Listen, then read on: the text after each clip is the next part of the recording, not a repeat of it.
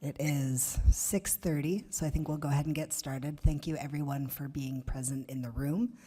I can hear a little bit of feedback. So I'm going to go ahead and read the chair's statement. This meeting is being recorded by Greenfield Community Television, GCTV. If any other persons are doing the same, you must notify the chairperson, me, at this time. Anyone else recording? There we go. All right, good. Thank you. We'll go ahead and do a call to order. We are called to order at 6:31 p.m. Secretary Webb, would you please call the roll?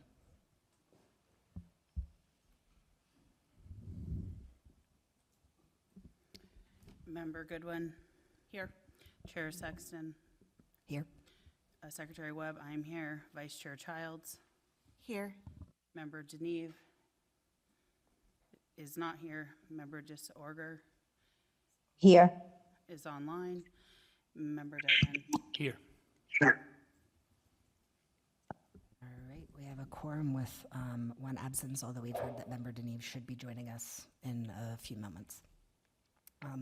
Before we move on to public comment, I do have an announcement to make and to read out. It is not a happy one necessarily, but I hope that you will join me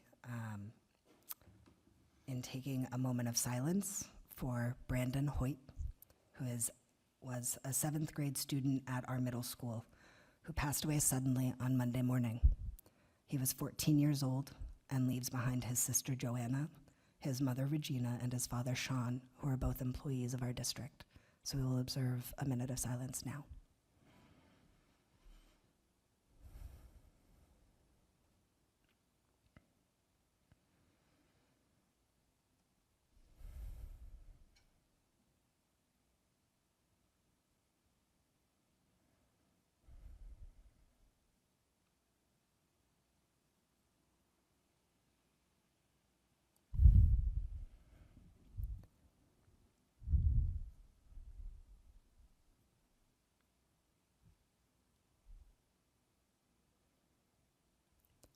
Thank you for joining me in that. And I hope that you will all be sending your condolences in your spirit or in person if you know that family for their loss.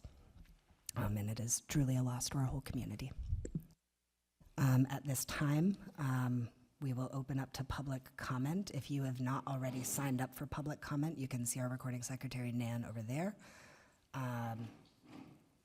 We'll start with some folks in the room, and then we'll alternate with any folks online who would also wish to give public comment. If you are online, please put your name in the chat. Okay. So who's on first? First I have Virginia Haskell, followed by Isaac Ness. Thank you, and give me just a moment. I need to get my timer. You will have 3 minutes, and if you could say your name and how you are affiliated with the schools. My name is Virginia Haskell. I'm here from the Federal Street PTO. This statement is being shared on behalf of the Federal Street School Elementary PTO. We support the safety requirements for volunteers, including Corey checks, fingerprinting, and trainings. However, the current process requires multiple steps and at least one trip outside of Greenfield, which creates barriers for many families. Our volunteers are giving their time to support our schools, and for some families, the extra travel, time, and training requirements make volunteering difficult or impossible. Some families do not have transportation outside of Greenfield, which prevents them from completing the process.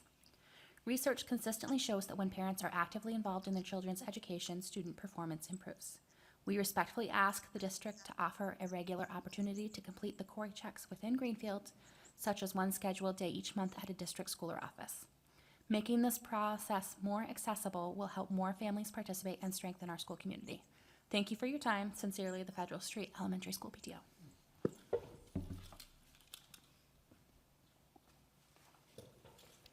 Isaac Mass, followed by Elizabeth Martin.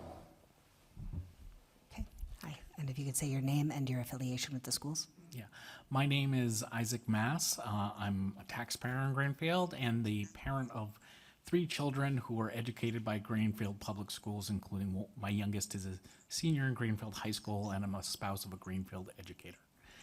The reason why I'm speaking to you today is, first, I want to thank you for all of the hard work that you do. It is sometimes thankless, I know that, to be a public servant and to be engaged in the very important work that you do, and you do important work for our district, so I appreciate each and every one of you. I followed the reporting of last month's school committee meeting where there was some discussion about going into mediation during executive session. And as you all know, I sent a letter to the Attorney General, or an email to the Attorney General's office, because I had some concerns about how that might violate open meeting law. The response came from the Attorney General's office. You all have that. I think you all know what parameters exist now. But I am somewhat concerned about the school committee and the interaction it has had with public and other bodies over the last several years.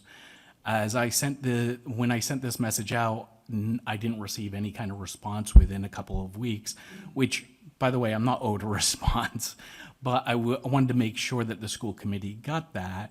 And so I sent a follow-up just confirming that it was received, and I started to hear from members that there is a policy of the school committee that when something is sent to the school committee, only the chair can respond.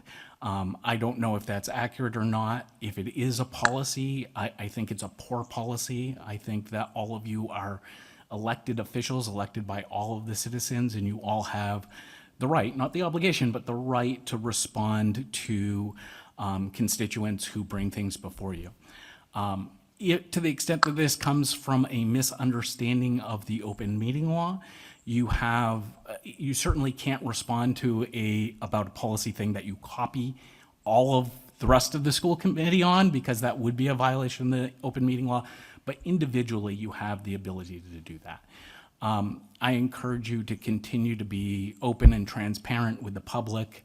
And as a former city councilor, it would be remiss of me not to say to work cooperatively with the mayor's office and with the city council as your budget comes before them, and it's very important to have a good relationship with the city council.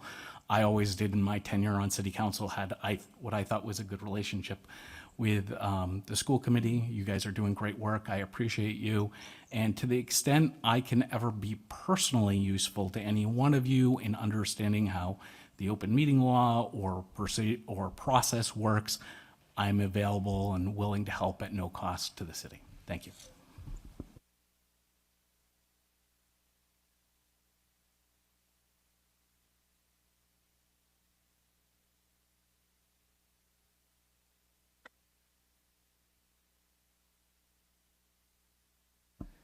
Clearly, I'm new to this. So, my name's Liz Martin, and I am the Vice President of the Newton School PTO.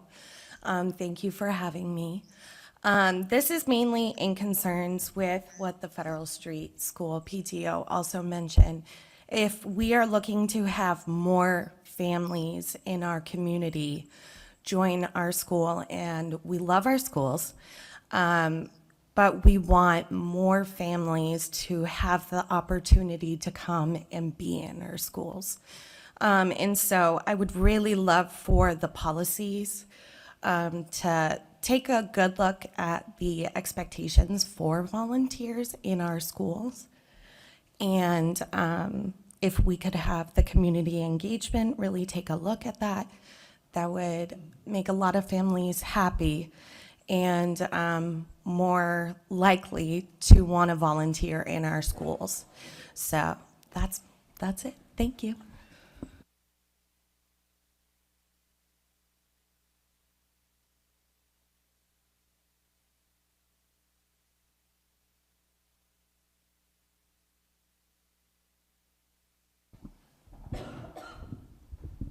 All right, my name is Rose Skriloff. I am a teacher at the middle school, and I love my job.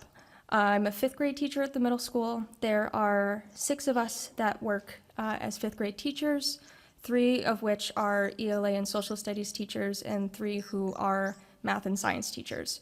So I work with one other teacher, and then we teach the same 2 groups of students throughout the school day. So the 5th grade students have 2 academic teachers, whereas the 6th grade students have 4. And I am feeling confused about why the conversation about moving 5th grade to the elementary schools is still happening. And the reason I'm confused is that I love my job. And the reason I love my job is because of the colleagues that I have. They are some of the most hardworking, dedicated, compassionate professionals I have ever met. We have so much joy that is happening throughout our building, and we are also receiving positive feedback from our families. We just had parent-teacher conferences last week, and we had several families who shared how afraid they were to send their student to 5th grade at a middle school, and how thankful they are that they did, because of all of the opportunities that are available to them. And so if we aren't seeing this picture on why it needs to move, then I'm assuming it's coming from outside of the house. And so I would like to personally invite each of you, if you are interested, to come to my classroom and to see what 5th grade is all about. You can come see me teach math in the morning or teach science in the afternoon. If you come in on Fridays, you will see our Walk to Reading literacy program that the ELA teachers painstakingly put together using data collection and analysis to give students targeted interventions and enrichment. If you come in when we're not teaching and students are at specials, you'll be able to see the 7 different unified arts classes that are available to them. If you come after school, you will be able to see 6 of the different after-school activities that are available to them, one of which was started by a 5th grade student this year, our writing club. And we just really, if you are going to be voting on whether or not to separate us, then you should deserve to have the evidence that you're looking for as to why that needs to happen. And if you come in and visit our classrooms, I guarantee you will not find it. Thank you.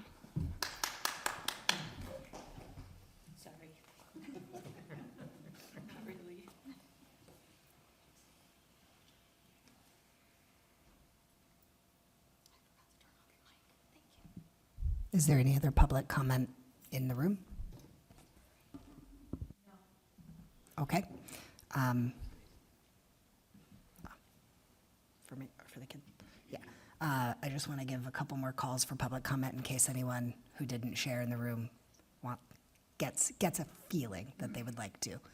And also, once again, for the folks online, I'm not seeing anyone put their name in the chat or raise their hand. So I'm assuming that no one online would like to give public comment at this time.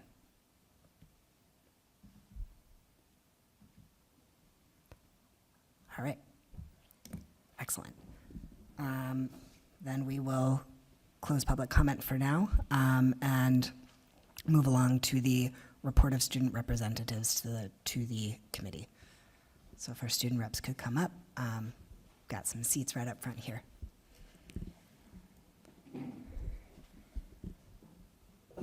All right. To start us off as student council, 19 students attended a state leadership conference in Hyannis on March 4th to March 6th. While there, they had the opportunity to hear 2 national keynote speakers and attend 4 student-led workshops. Everyone jumped in the ocean for the polar plunge for Special Olympics dressed as superheroes. As a school, we raised over $1,000 for the Special Olympics. Key Club. Key Club is excited to be hosting a blood drive with Bay State Health on March 18th. There's a lot of interest in this event. We hope to make this an annual or biannual thing. Athletics. Winter sports are over. The boys basketball team lost to Boston United in the first round of the MIAA state tournament, finishing with a record of 15-6. The girls team lost to Lenox High School, finishing 10-11. Ice hockey made the Sweet 16 after beating Boston Latin Academy 4-0 in the round of 32 and then losing to Wilmington 4-3. The boys track team went 5-0 and won their league. Congrats. The girls went 4-1. Great seasons by all of our teams. French Club. French Club and Spanish Club co-hosted the 30th annual Taste of World Cultures on Tuesday, March 10th. Taste of World Cultures is a celebration of language and culture which featured a buffet dinner donated by local businesses and performances from GHS students and community groups. Drama Club. The Secret Garden will be performed on March 27th and 28th in the auditorium. The story is geared towards all ages, but especially children. We hope that the elementary schools will be able to enjoy a performance on the morning of Friday, March 27th. Tickets can be reserved ahead of time or bought at the door. Library Club. The Library Club had its final book to movie event last Friday, collaborating with Mosaic, the Students of Color and Allies Club, to celebrate Black History Month. We showed Hidden Figures, a film and book about 3 African American mathematicians who work for NASA during the space race. Coming up, the group will have a movie and bonding event on March 18th after school. And finally, we have Spectrum. In March, we will be discussing nationwide news, organizing a fundraiser, and making plans for Pride Prom. Pride Prom is a favorite event for our LGBTQ+ students, and we try to team up with Franklin County Pride to help them with organization and setup. That is all. Thank you so much. Do members have any comments, questions? Yep, Member Goodwin. You did great. Thanks. Thank you. Appreciate it. All right. At this time, I'm very excited to welcome up 3 of our principals. Maybe we'll do it one at a time, or all 3 of you, I'm not sure. We have Michael Browning, principal from our high school, Michelle Fenimore from the middle school, and David Potter from Four Corners. And they're going to be telling us a little bit about what's going on in their schools. Hopefully this will be the first of many times. First of many. Yes. Yep.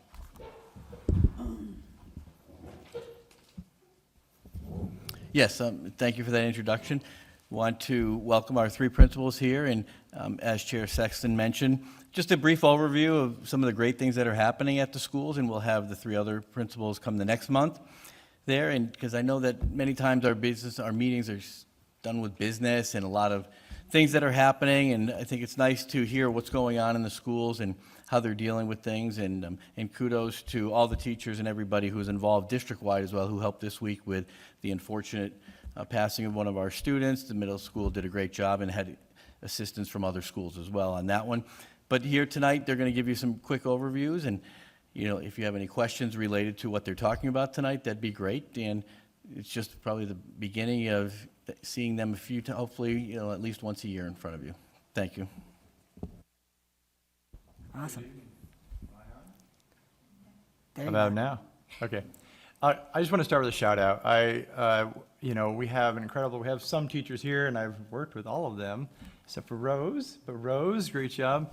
But we have a great faculty and staff, and I've worked in 3 of the buildings. But it's just, there's so many good things that we do. Some of you were out at Taste of Worlds last night, and just a really good place to be and a good place to work. So I just echo so much of what I heard Rose say is throughout the district. And so it's just a good place to be. I'm going to start talking about our first goal. The emphasis is on attendance. Attendance was abysmal going into this last year. And so coming out, we ended up at a 88% attendance. So this year, tracking the same time where last year we're at 92%. Our chronic absenteeism was our biggest issue, and that was at 40% last year. There's a lot of different things we've done with our attendance team that meets weekly to work on that. So currently we're down to 27%. So a huge drop, and just a lot of that work that's, that continual weekly meeting with parents, meeting with kids, and just staying on them. A long ways to go, but just we're really impressed with the work that's going on. And just to give you a sense of some of the, we're not just focused on overall the school, but also some of our subgroups to make sure that we're really understand what's going on. And so, for instance, our EL population was at 52% last year, chronic, and they're down to 33. Our Latino students were at 59% last year, down to 40. So some big chunks. We have ways to go, but just making some really good progress with that. And we're just excited about what we're seeing come out of that. We've worked on implementing MAP testing we had for 8th grade. We now moved that up to 9th and 10th. And so the impact we're having already, we saw just looking at winter report from last year to this year.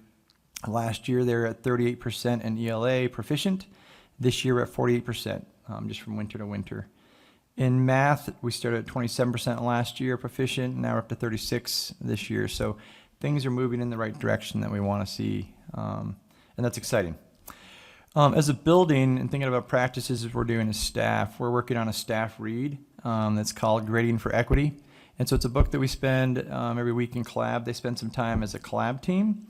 Our collab teams are not necessarily department teams, so we also have some time throughout the year in our faculty meetings that we do some department time as well. So we're really as a whole school looking at this and just some critical reflection on how we grade, what those practices look like, especially considering our subgroups and just thinking about how we're looking at what we do and how we improve that.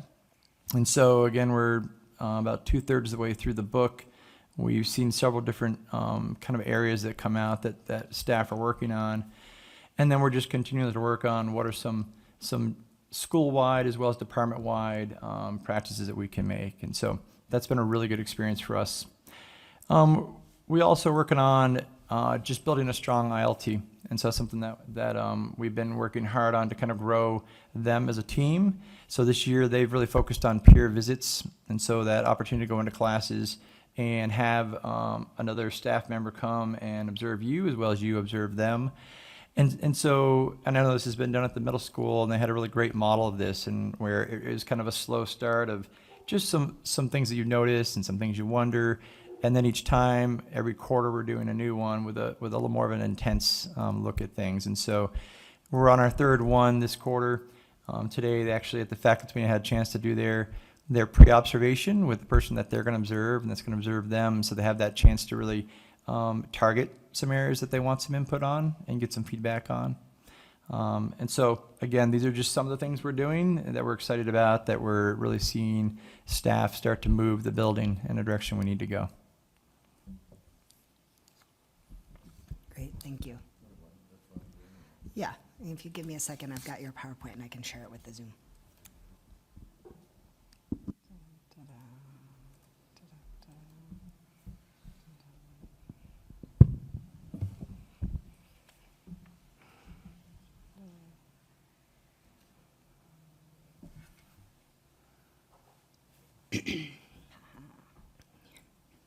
I'm not going to go full screen because then I miss seeing the people on the Zoom.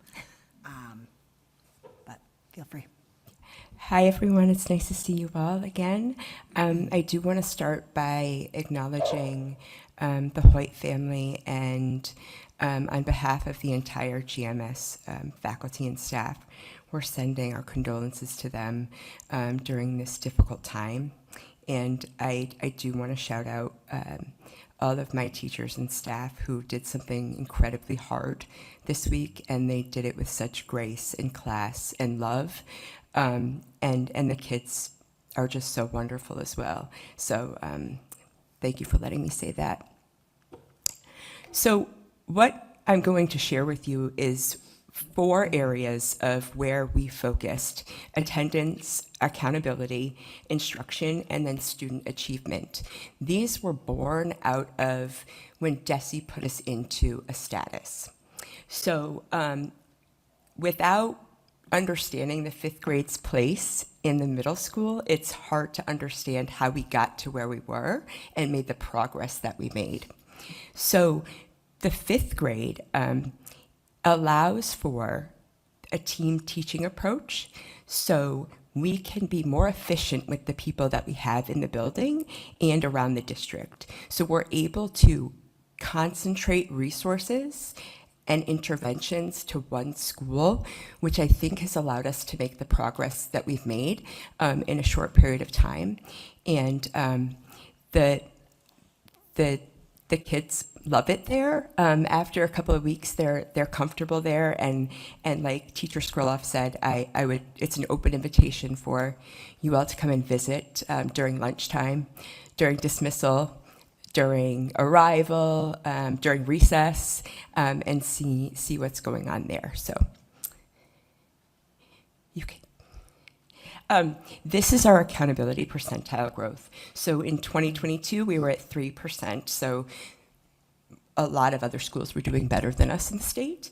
And then we had some incremental growth over the next 4 years that put us at 21%.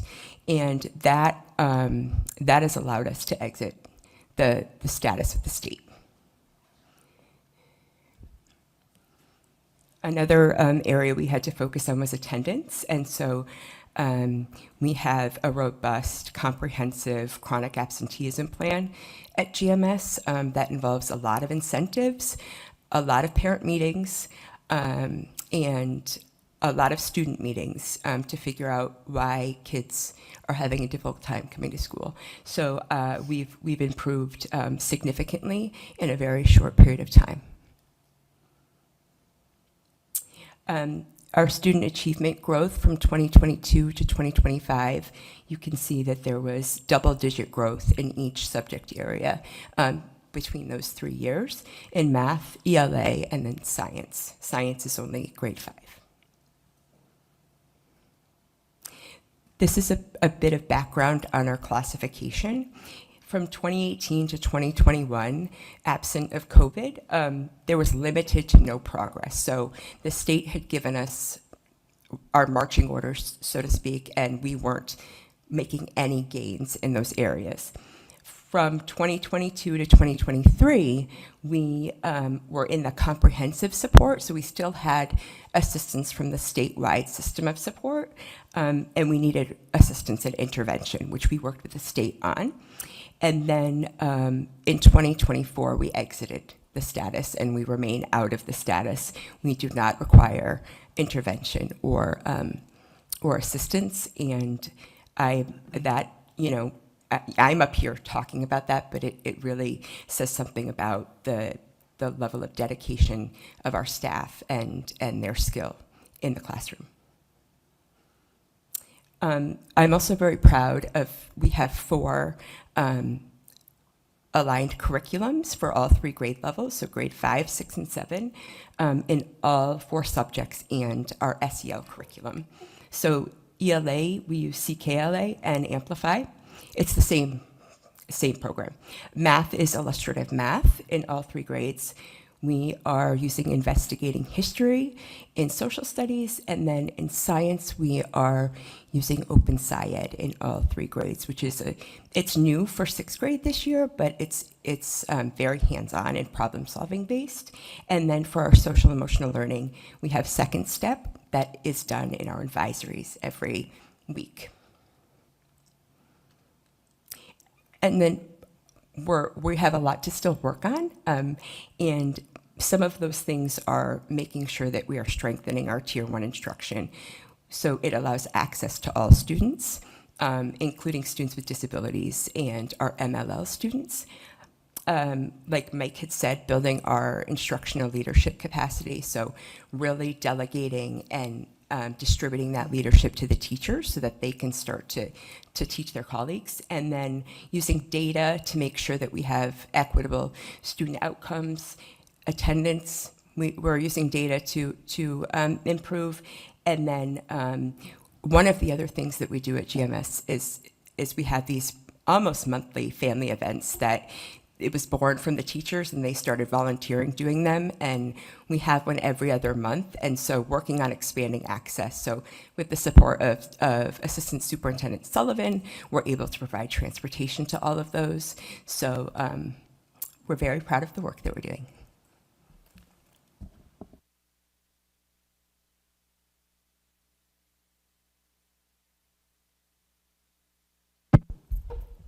Hello, it's on.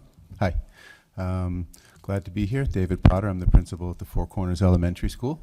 And I also want to start with a bit of a shout out to the district for welcoming me and for supporting me. It's a very collaborative and collegial place to be. A lot of good progress moving forward, and I've been very impressed and glad to be part of the team. So yeah, at Four Corners, we have a little bit of a different story in terms of our accountability status as compared. We are in a position of not requiring assistance or intervention, having made moderate progress toward targets. I apologize, that's my alarm.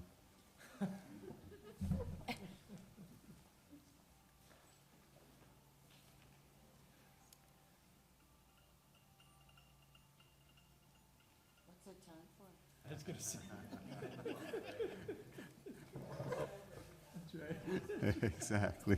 So, while that speaks to a great sense of success and progress with the school, we understand that there's lots of things going on below that sort of number, and that achievement, that there's still a lot of growth to be made and a lot of work to be done. I'm fortunate to be working with a wonderful staff of teachers and IAs and others.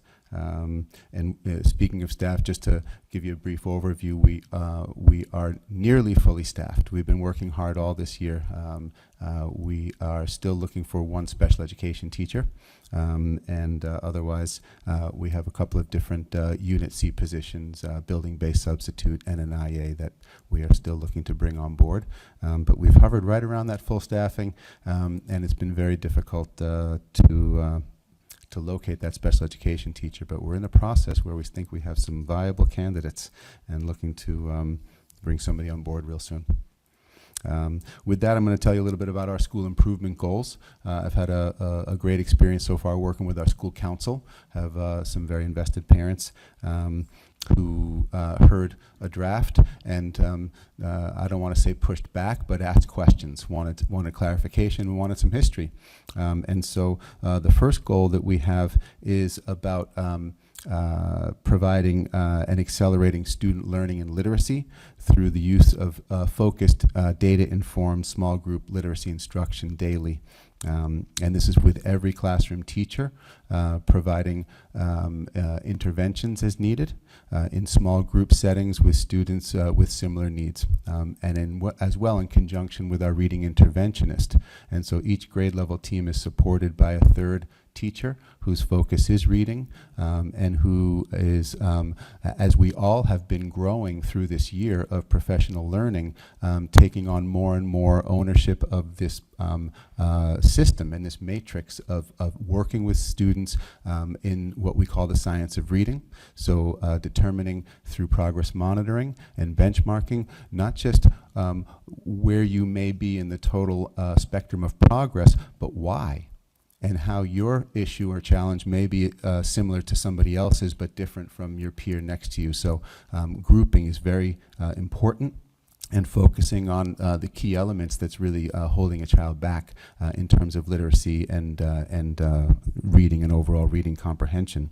And so this has been very exciting and very challenging, but also very spirit building for our community of elementary teachers. And I'll speak to my building that people are really invested in this, and that I'm fortunate to have joined in the second year. I understand the first year, as you might understand, and that sort of storming, norming, forming kind of process. Is challenging to take on a brand new set of expectations and learning new curriculum.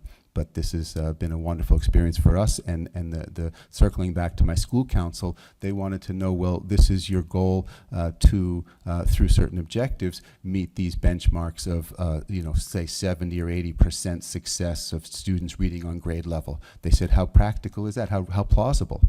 And we looked at the data from the last year, and we were able to look at the mid-year benchmarking data that we have, and we decided that 80% of students reading on or above grade level was plausible. So we put that in our draft, and we'll get to the final version at some point real soon. And I think it will stay at that. So we're supporting reading in lots of other ways, and speaking to that is our next goal, which is technology, because it's such a big part of our world. We're trying to use it in ways that are thoughtful and strategic, and students have access to independent reading instruction through a program called Lexia. And the teacher has access to a number of different curricula that are presented online and can benefit from some of the sparkle and some of the engagement that you get from students. But the use of technology is the second goal that we have. And just to continue with that, we're also having teachers able to use AI through 2 different platforms, and they're finding that it's very successful for them to create and fill gaps and again, target instruction just by saying, this is the vowel team that we're working on. So that's been very exciting for them as well. Our third goal is about absenteeism, and it was discussed also in some detail earlier. Again, I'm pretty fortunate, I think, we are at Four Corners to have pretty high rate of attendance, but always looking to improve and just enforce or reinforce and emphasize the importance of coming to school every day. We've been working this year with the B theme that has been throughout, I think, the elementary schools, something that we've worked with to create some sort of social and behavioral expectations. So we have coined the phrase at Four Corners to be here and be amazing. And so we're using the be here to really reinforce attendance and being at school, showing up. And even students at that young age can speak, advocate if they're feeling okay to go to school, or if that appointment ends, a little quicker than they thought, then just try to, push the parent. Well, I think you should go to school. Often it's not up to the child, and of course, there are sickness. That's we understand there's actual reasons, and excused, unexcused are accounted for, and we also follow up with I think a very similar program that's used throughout the district to send out letters to folks. At 5, 10, 15 different absences, and make meetings with people to just try and understand how we can support them to do better.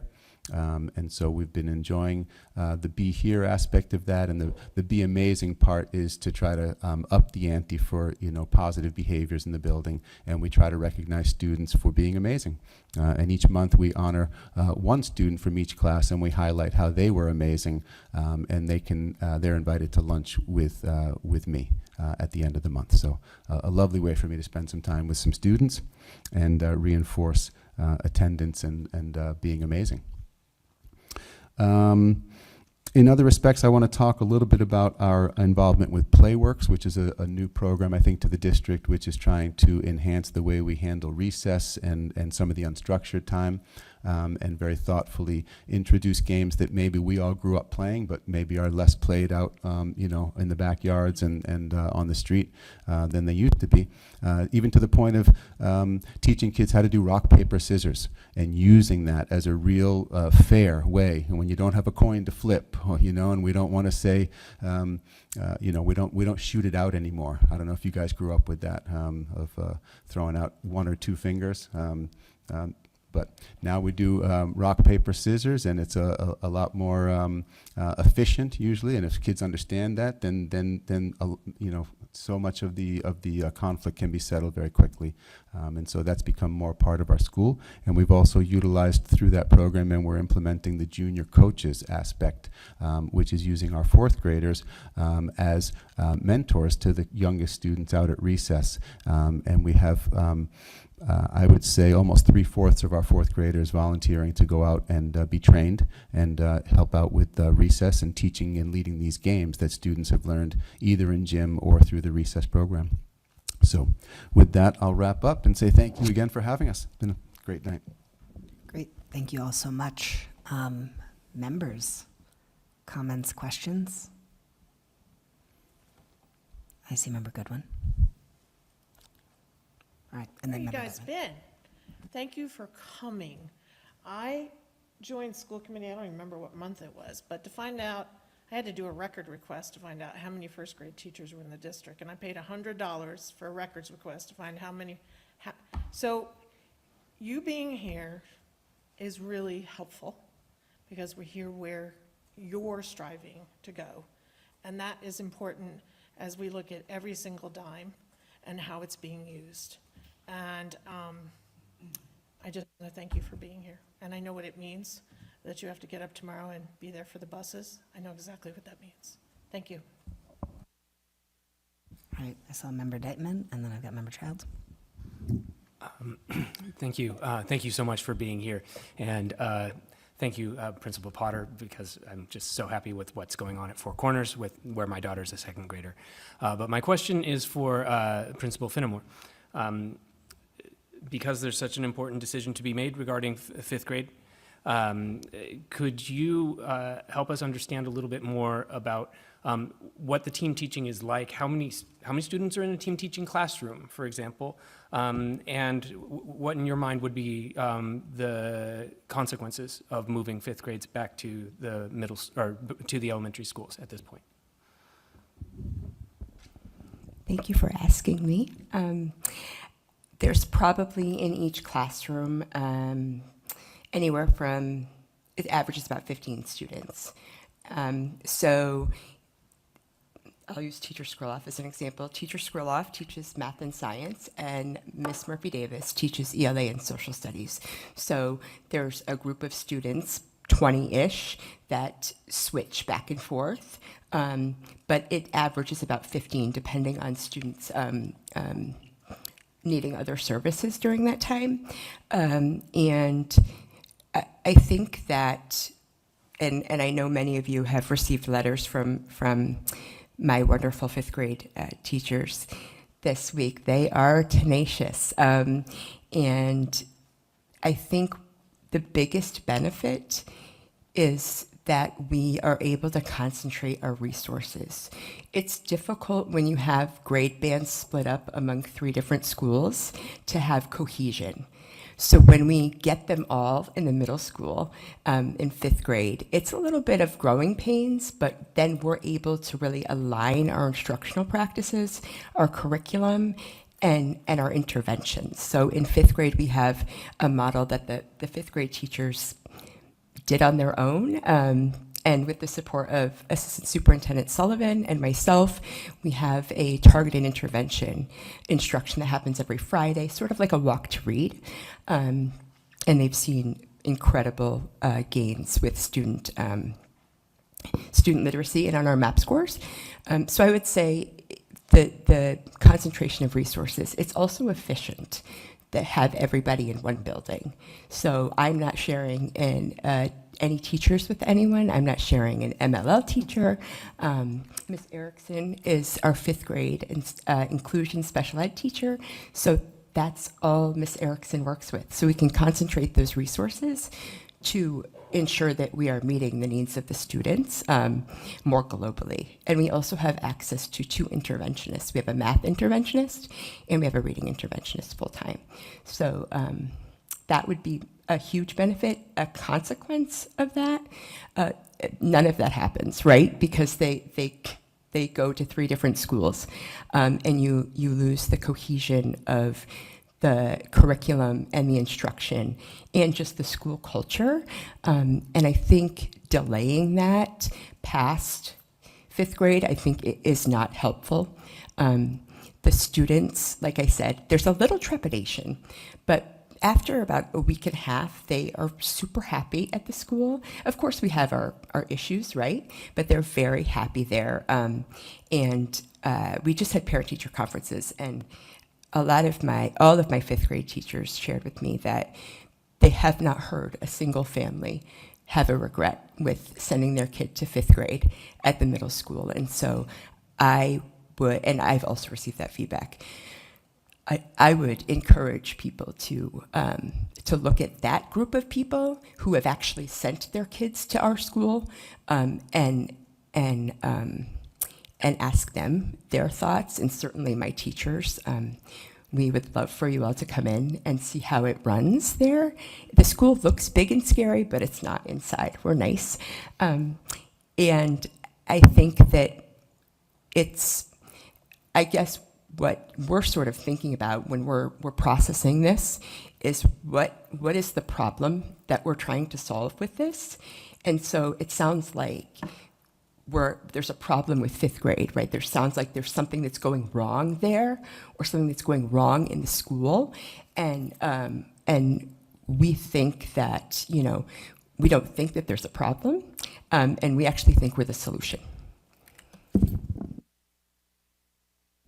Member Childs, and then I'll put myself on. So looking at the data of the years, so 2022, would that refer to the 2021, 2022 first school year where everyone was back from COVID? No wonder it was in the bottom. So congratulations on the amount of growth and the amount of recovery from those years, which were really hard developmentally on our kids. And also, I'm so happy to hear about all of the extracurricular and family events that we have going on at all of our schools. So thank you, and keep that up. All myself, then Member Deneve, and Secretary Webb. Thank you. I do have 2 questions for you. Mr. Potter, you started talking about staff, which I really appreciate. I would love to know, how are your staff doing? Morale-wise, how are they? How are your people? And then secondly, you have us right now. We're sort of a captive audience. I know that you send all of your requests, your needs, like you're in regular communication with Superintendent Doyle and the other, central office administrators. But while you're looking at us right now, what's your one biggest need? How can we help you? I would love to know that. So how are your staff and how can we help? Sure. I think when I think about what is the biggest need, it's stability, right? So when we have conversations around budget season, we have conversations around students shifting, I think stability is the biggest need that we have. Our staff are great and they're doing great. I think they're doing, we had very minimal hiring going on this summer because we didn't have the need. We had staff that stayed, and that speaks volumes to me about where they're at and how they're doing. So I think they're doing great, and I think that they enjoy, and you see that in all the events that they're part of.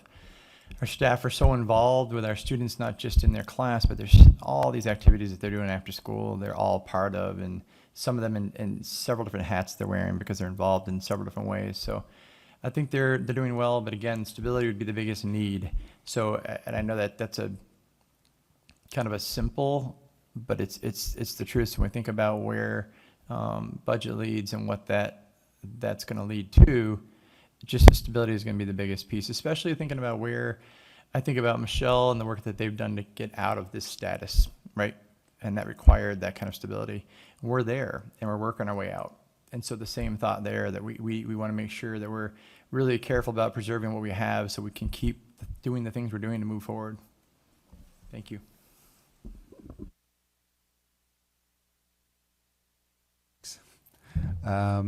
Yeah, I think I can echo a lot of what Principal Browning is saying. Our staff has energy and spirit. They love doing what they do and creating the joy with the kids.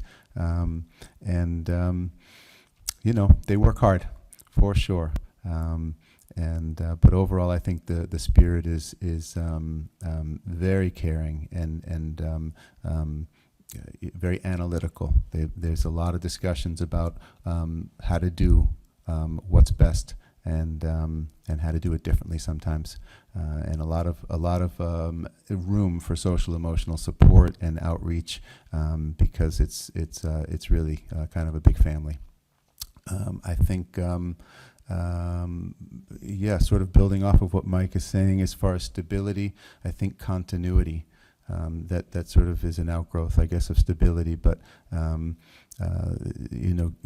things feel in a very positive and progressive place right now, I think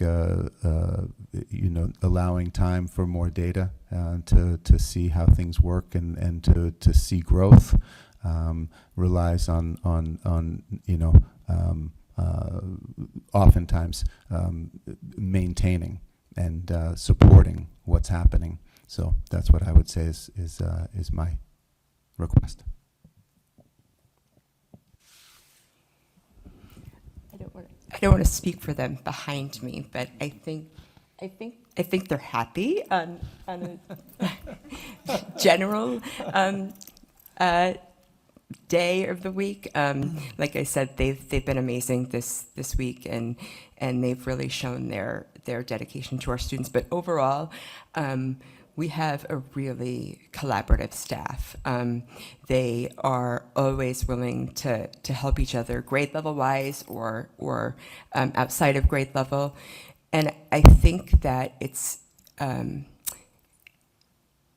very atypical to have a staff that I have in a middle school, because there is a genuine wanting to see everyone succeed, and they have my back, I have their back, and we just have a good time together. So they're doing great, I think. And the thing that I would ask for is, I will echo the stability and the budget and it's very nuanced, as some of you know. Mel, you know how nuanced a budget can be. And while there are numbers on lines, I think that there is more to that, and there's reasoning and rationale behind those numbers. And so we have some of that information, so we would love to be asked. And also just going back to the question about fifth grade, I would really, really like if folks would come by and see what's going on in the middle school, 5th, 6th, 7th grade, any lunch or recess. We're very proud of what we're doing there. And I think it should be seen and celebrated. All right, Member Deneve, and then Member Webb.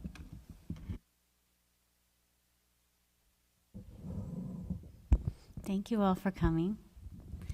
This is a question for Ms. Fenimore. I'm sorry to talk about instability after you have so eloquently asked for stability, but in our redistricting conversations that have taken place over many years, moving the 5th grade to the elementary, again, was only one side of the coin. So I'm wondering if you've had any conversations about what would happen if 8th grade moved back from the high school to the middle school, because that is the other side of the redistricting that we were talking about. So I'm just wondering if you've begun any conversations about that, or what you think that would look like, or if it's possible at all anymore.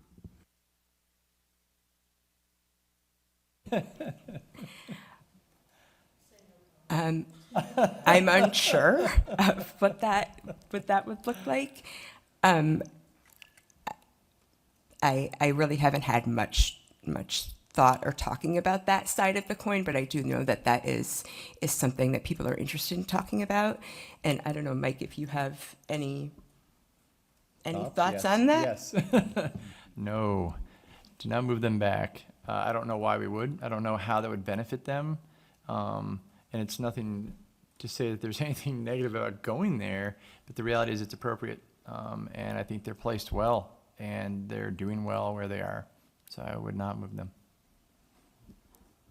Thank you for speaking to that, because that was really what we talked about when we did all of that redistricting work over several years. That was the main thing that we were planning on, and that's what we voted to do.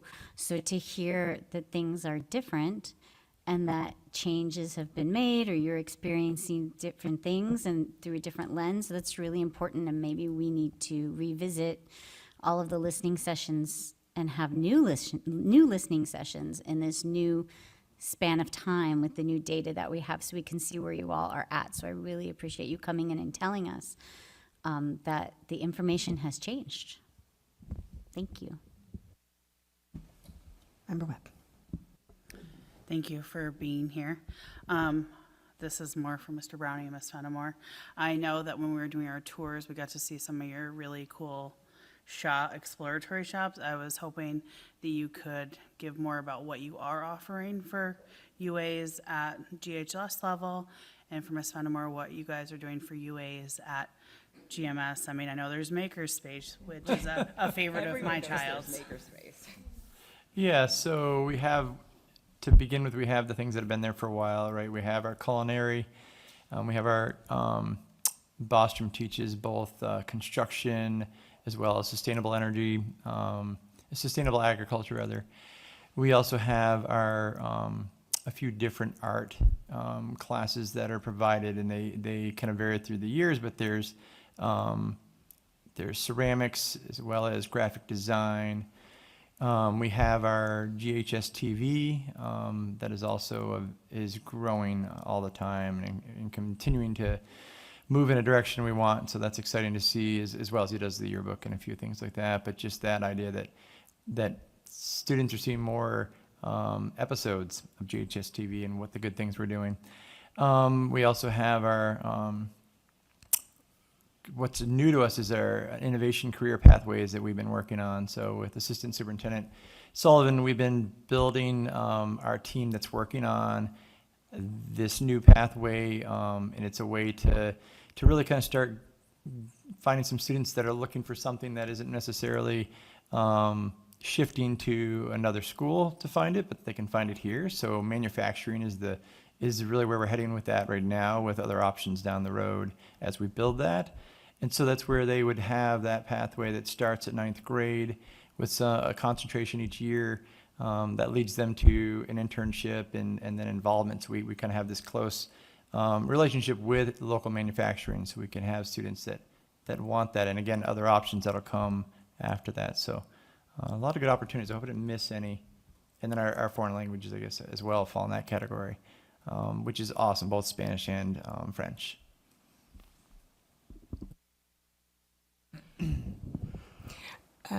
We have Makerspace for all 3 grade levels.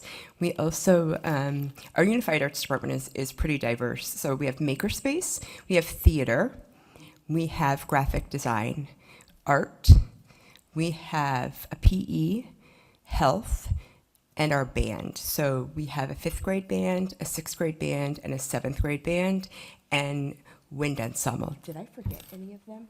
Okay. And so wind ensemble has their own time that they meet, but each grade level band meets every single day, and they do lessons and they prepare for their shows that you've all seen. And students have 2 unified arts classes per day. I missed our band. I can't believe that. Our band is amazing, and tomorrow night, I hope many of you come out to see our district-wide, but they're amazing, have grown so much with Hannah Cherry, who's really taken over, so we have that as well. Any other questions? All right, I see Member Goodwin with another hand. This really isn't a question, but it's a response. I mean, to a question? Is that A response to which question? about 5th grade? Or do you want to wait till Can we save it for the motion? Thank you. Any other questions? Seeing none, I will thank you for your time and for sharing your experiences, your schools, your invitations with us. We hope to see you back. Thank you for having us. Absolutely.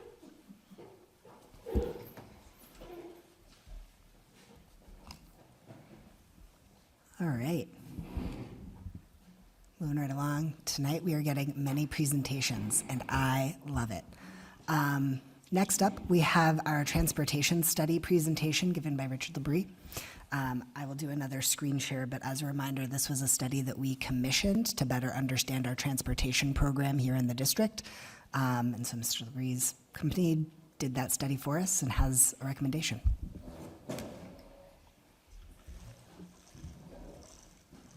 Give me just a moment to get my screen share set up. What? Yeah, give me just a moment and I'll have that screen shared.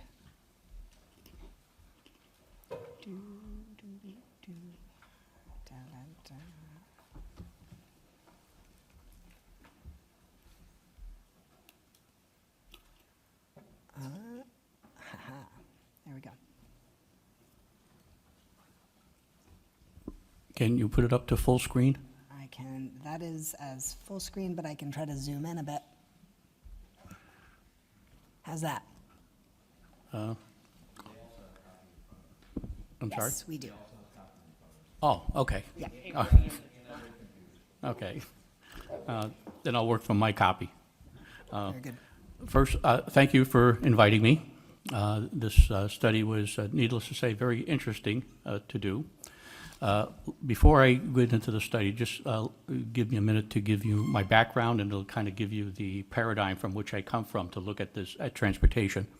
I was director of the Lower Pioneer Valley Collaborative for the better part of 25 years. And while there, over a 7 or 8 year period, we developed school transportation services. And over that period of time, we took over all the transportation for all 7 school districts.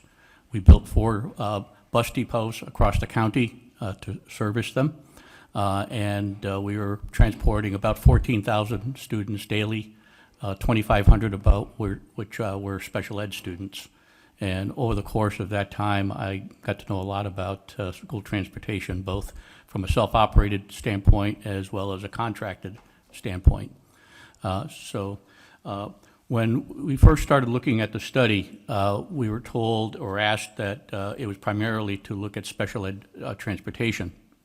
But as I said to the superintendent in our first meeting, you really can't pull special ed transportation out from the total transportation operation because you're taking it out of context. And so we looked at both regular and special ed transportation. We looked at both contracted and self-operated transportation. And just as a reminder, roughly 50% of your special ed students ride regular buses anyways.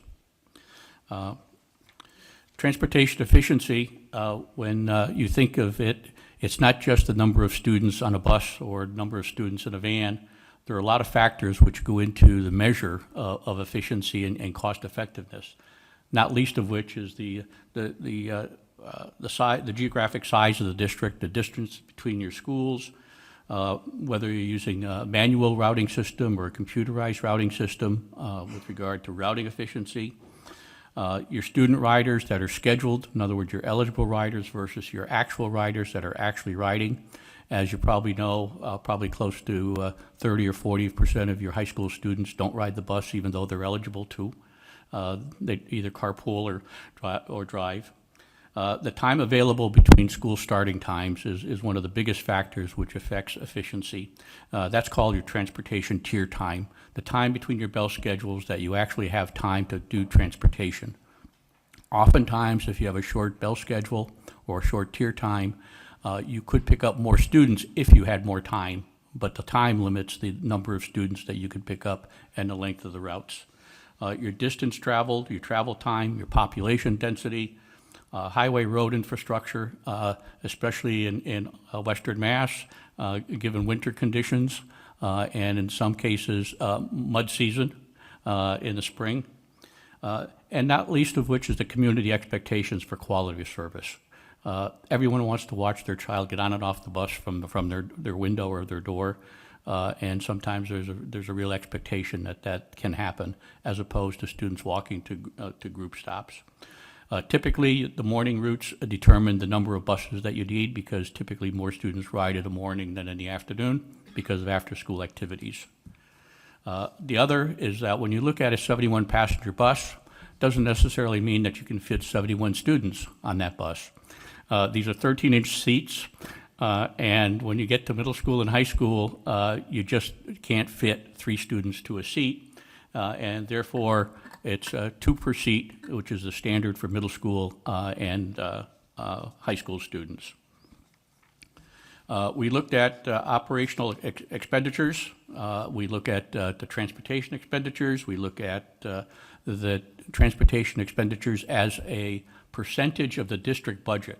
And this is a DESE benchmark that typically they use to determine whether a school district is spending more for transportation than they should be, could be, and oftentimes if there's a question, they'll call us and they'll ask us to go out to the district and investigate. In your case, over the past 4 years, your transportation has increased a modest 5.88%, and that's a modest number compared to your district budget, which has averaged about a 6.26% increase over the same amount of time. So it seems to fit well. We looked at the special ed actual transportation expenditures versus your contracted regular transportation expenditures with regard to the line item growths at each side. And you can see that your special ed has been reducing slightly. Your contracted has been up and down. And your pupil transportation, which is your contracted, has gone up in the last several years and seems to be dropping slightly, whereas your contracted regular transportation is looking to continue to increase slightly. One of the things we found in looking at expenditures in particular is that the district typically appropriates money from its transportation reserve account as needed to balance your transportation expenditures at the end of the year. We looked at, again, the regular transportation, your route metrics for your regular transportation. And they're metrics that we pull out. They'll bore you, but the bottom line is that right now, based on your load capacity, you're using 61.6% of the seats that are available on your regular transportation. Typically, you would like that to be in about the 70% range. You want some excess capacity on your buses so that when a driver is out and a bus has to do a double route, you want some capacity to be able to do that. The last thing you want is to have kids sitting at the school for an hour for a bus to finish a route and turn around and come back. So you want to be able to spread that load over several buses and have that capacity. That's why we don't recommend that you go to anywhere close to 100% scheduling and capacity. You have some relatively long routes already that you're running. The longest route you're running in the morning is 76 minutes. You're running 66-minute routes in the afternoon. To do anything any different with those routes in terms of the number of buses or the reconfiguring routes would probably extend those routes even longer, and that's not a good practice. Typically, the benchmark is 60 minutes. You want to be under 60 minutes with your routes. The PM routes are much the same. Capacity is a little better, 64%. Your deadhead time and your average route time is 40 minutes. Again, 68 minutes is your longest route in the afternoon. And your average number of stops, by the way, is 13.7 in the afternoon, or 1.2 stops per mile traveled, which is not a lot of stops. And especially for a relatively rural area, it's to be expected.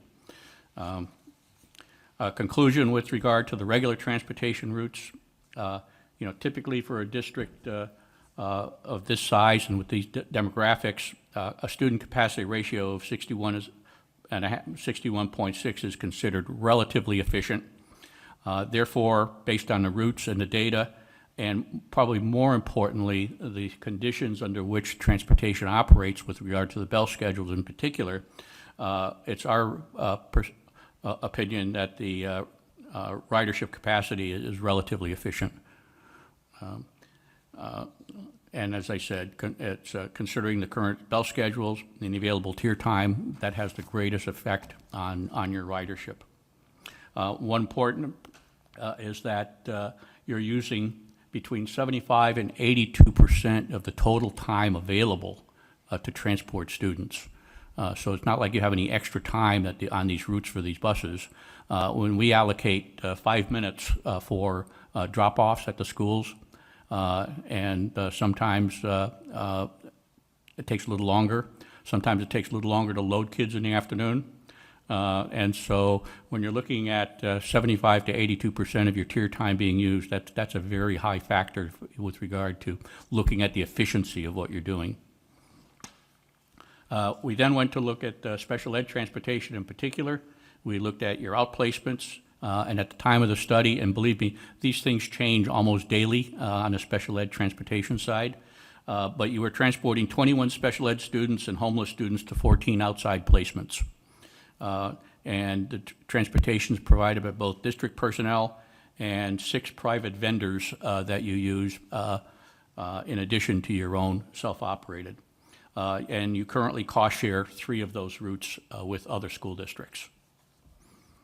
Your route metrics look pretty good. You're at, on a special ed side, you're at 61% of capacity, which is very high for special ed transportation. The benchmark that DESE uses across the board, and this is statewide and doesn't necessarily apply apples to rural school districts as it does to metropolitan districts in the eastern part of the state, but they consider any more than 4 students on a route to be efficient. Singletons are what you try to get away from, a taxi service for individual students. And you're at 4.5 average students per route, so making your special ed transportation, again, relatively efficient. Your capacity ratio is 61%. And again, you're using about 76% of your, the tier time that's available.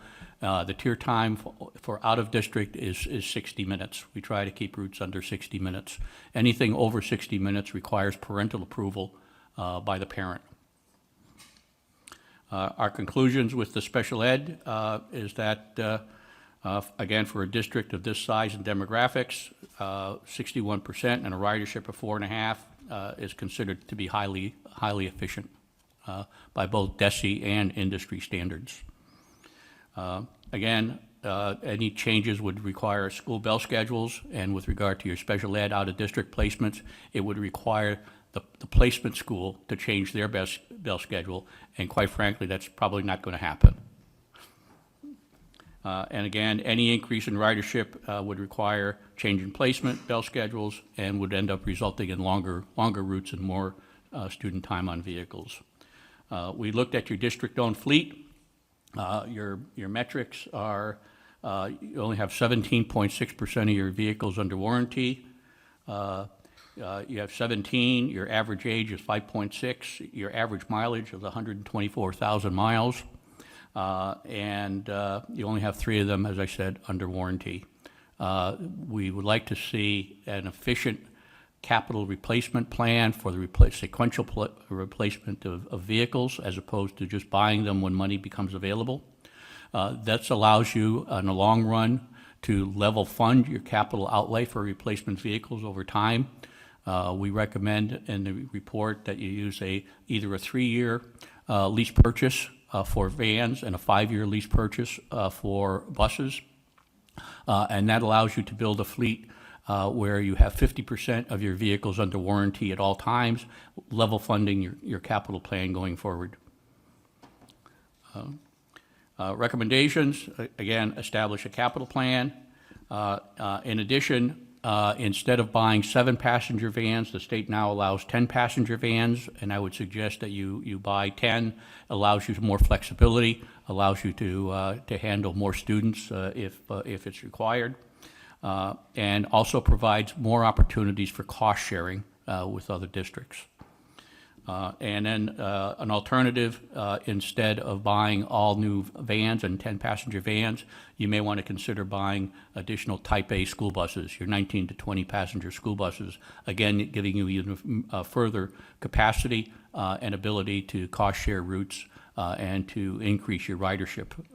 Right now, your 5-passenger vans, if there's a monitor, you really only have 3 or 4 students on those. We then were asked specifically to look at the cost-benefit analysis of whether it made sense for you to continue to run your own vehicles or whether it made sense for you to contract out. That was one of the key questions that we were asked. We had to look at several assumptions when we looked at your self-operation. We looked at the fact that you outsource all of your maintenance.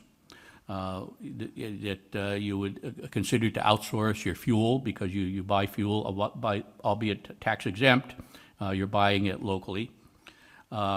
We looked at the cost per day per bus in your contract, which was $486.45 for year 25-26.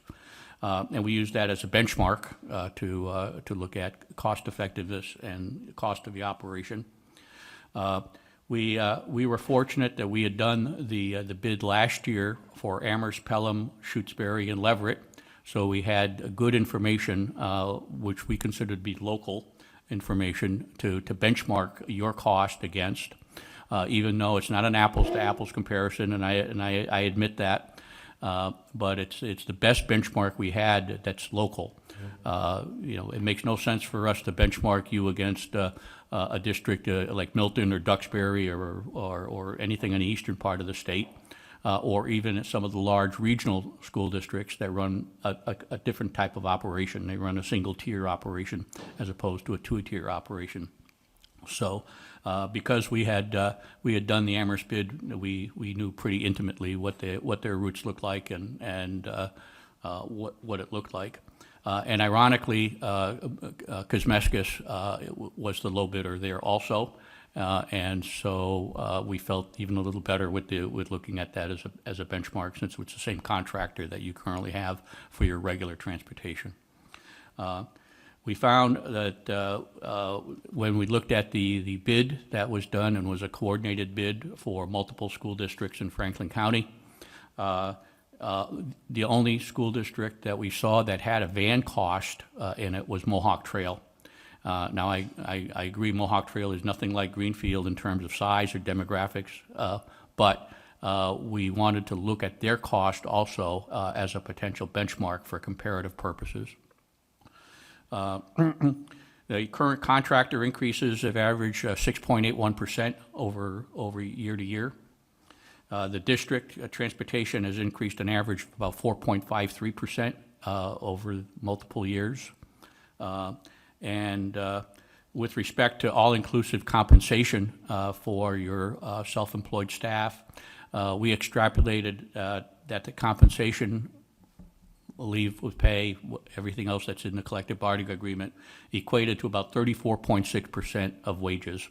And that's not unusual that we see that for school districts that have self-operated and have their own collective bargaining agreement.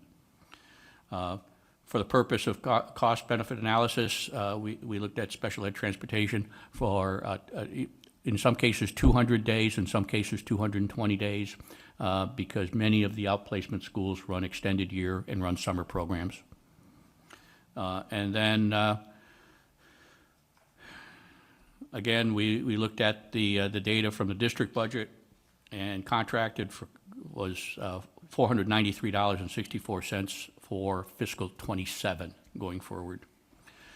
We then took and pulled apart your budget for transportation, and because contractors work on a cost per day per bus model for budgeting and expenditure, we had to develop a cost per day per bus for comparative purposes. And so we took driver time, we took fringe benefits, we took management costs, we took maintenance costs, we extracted that from the budget. We even threw in a capital cost of 2 vans per year on a lease purchase basis. And our average cost per day for the district operation is $235.81 per day on an average. Some of the routes are longer, some of the routes are shorter, but that was the average.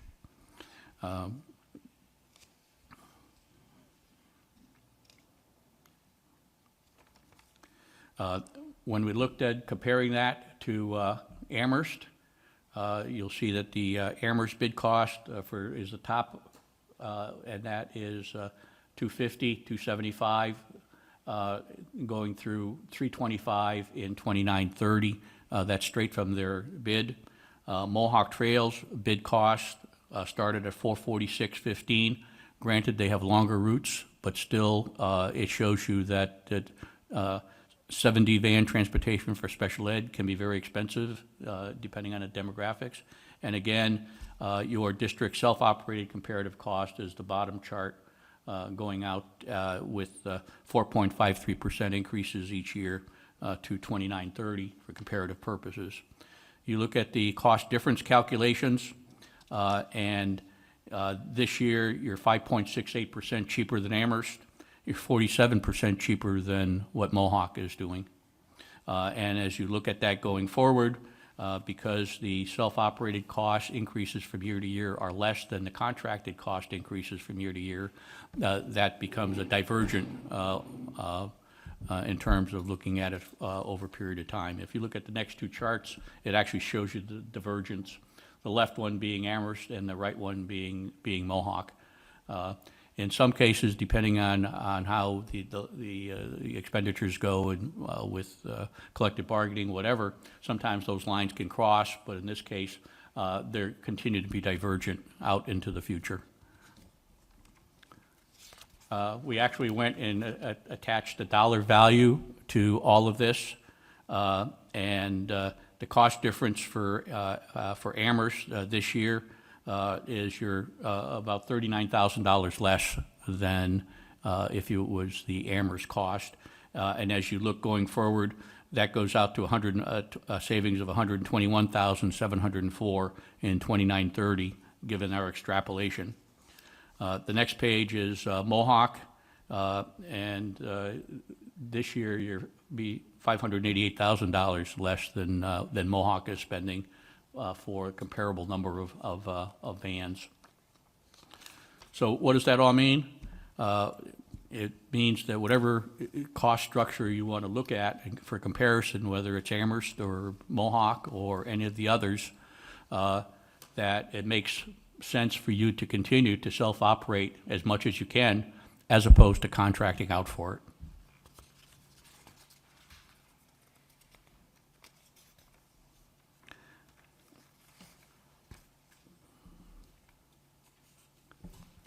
Our conclusions, I would just be repeating myself, so I'd be happy to answer any questions you have, or at least try to answer the questions you have.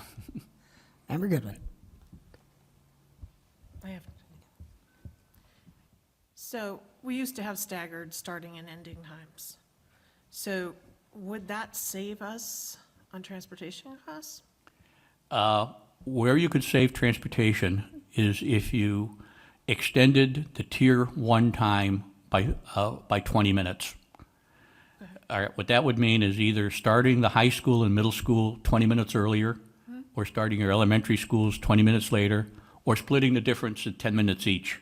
But the caveat is we never recommend changing school bell times for transportation. Transportation is a support service to the educational process. You change length of the school year, you change the length of the school day, you change bell schedules for educational purposes, not for transportation.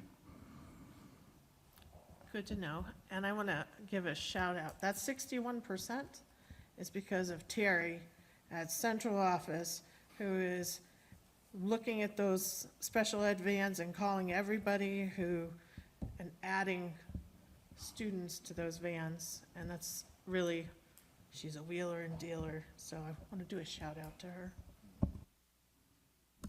All right, Member Webb. I'm just curious, do you recommend buying versus leasing first is one of my questions. And your cost per day, is that 365 days, or is that when we are actually running these vehicles? It's either for 180 days or 200 days or 220 days, because of the actual time that the vehicles are in operation transporting students. And I recommend lease purchasing. The reason being is that over a period of time, once you get to a fleet that is 50% under warranty, you can level fund your capital costs going forward, and it has less of a budget impact in the future. And typically, what we did is we did a 5-year lease purchase on our buses, annual payments in advance, which meant that we would pay the first year upon delivery of the bus, and then finance the other 4 years. So you're really financing only 4 of the 5 years. It made the most sense, because we would start turning our buses over usually at 8 years old, 9 years old, and they still had some residual value at that point for trade-in.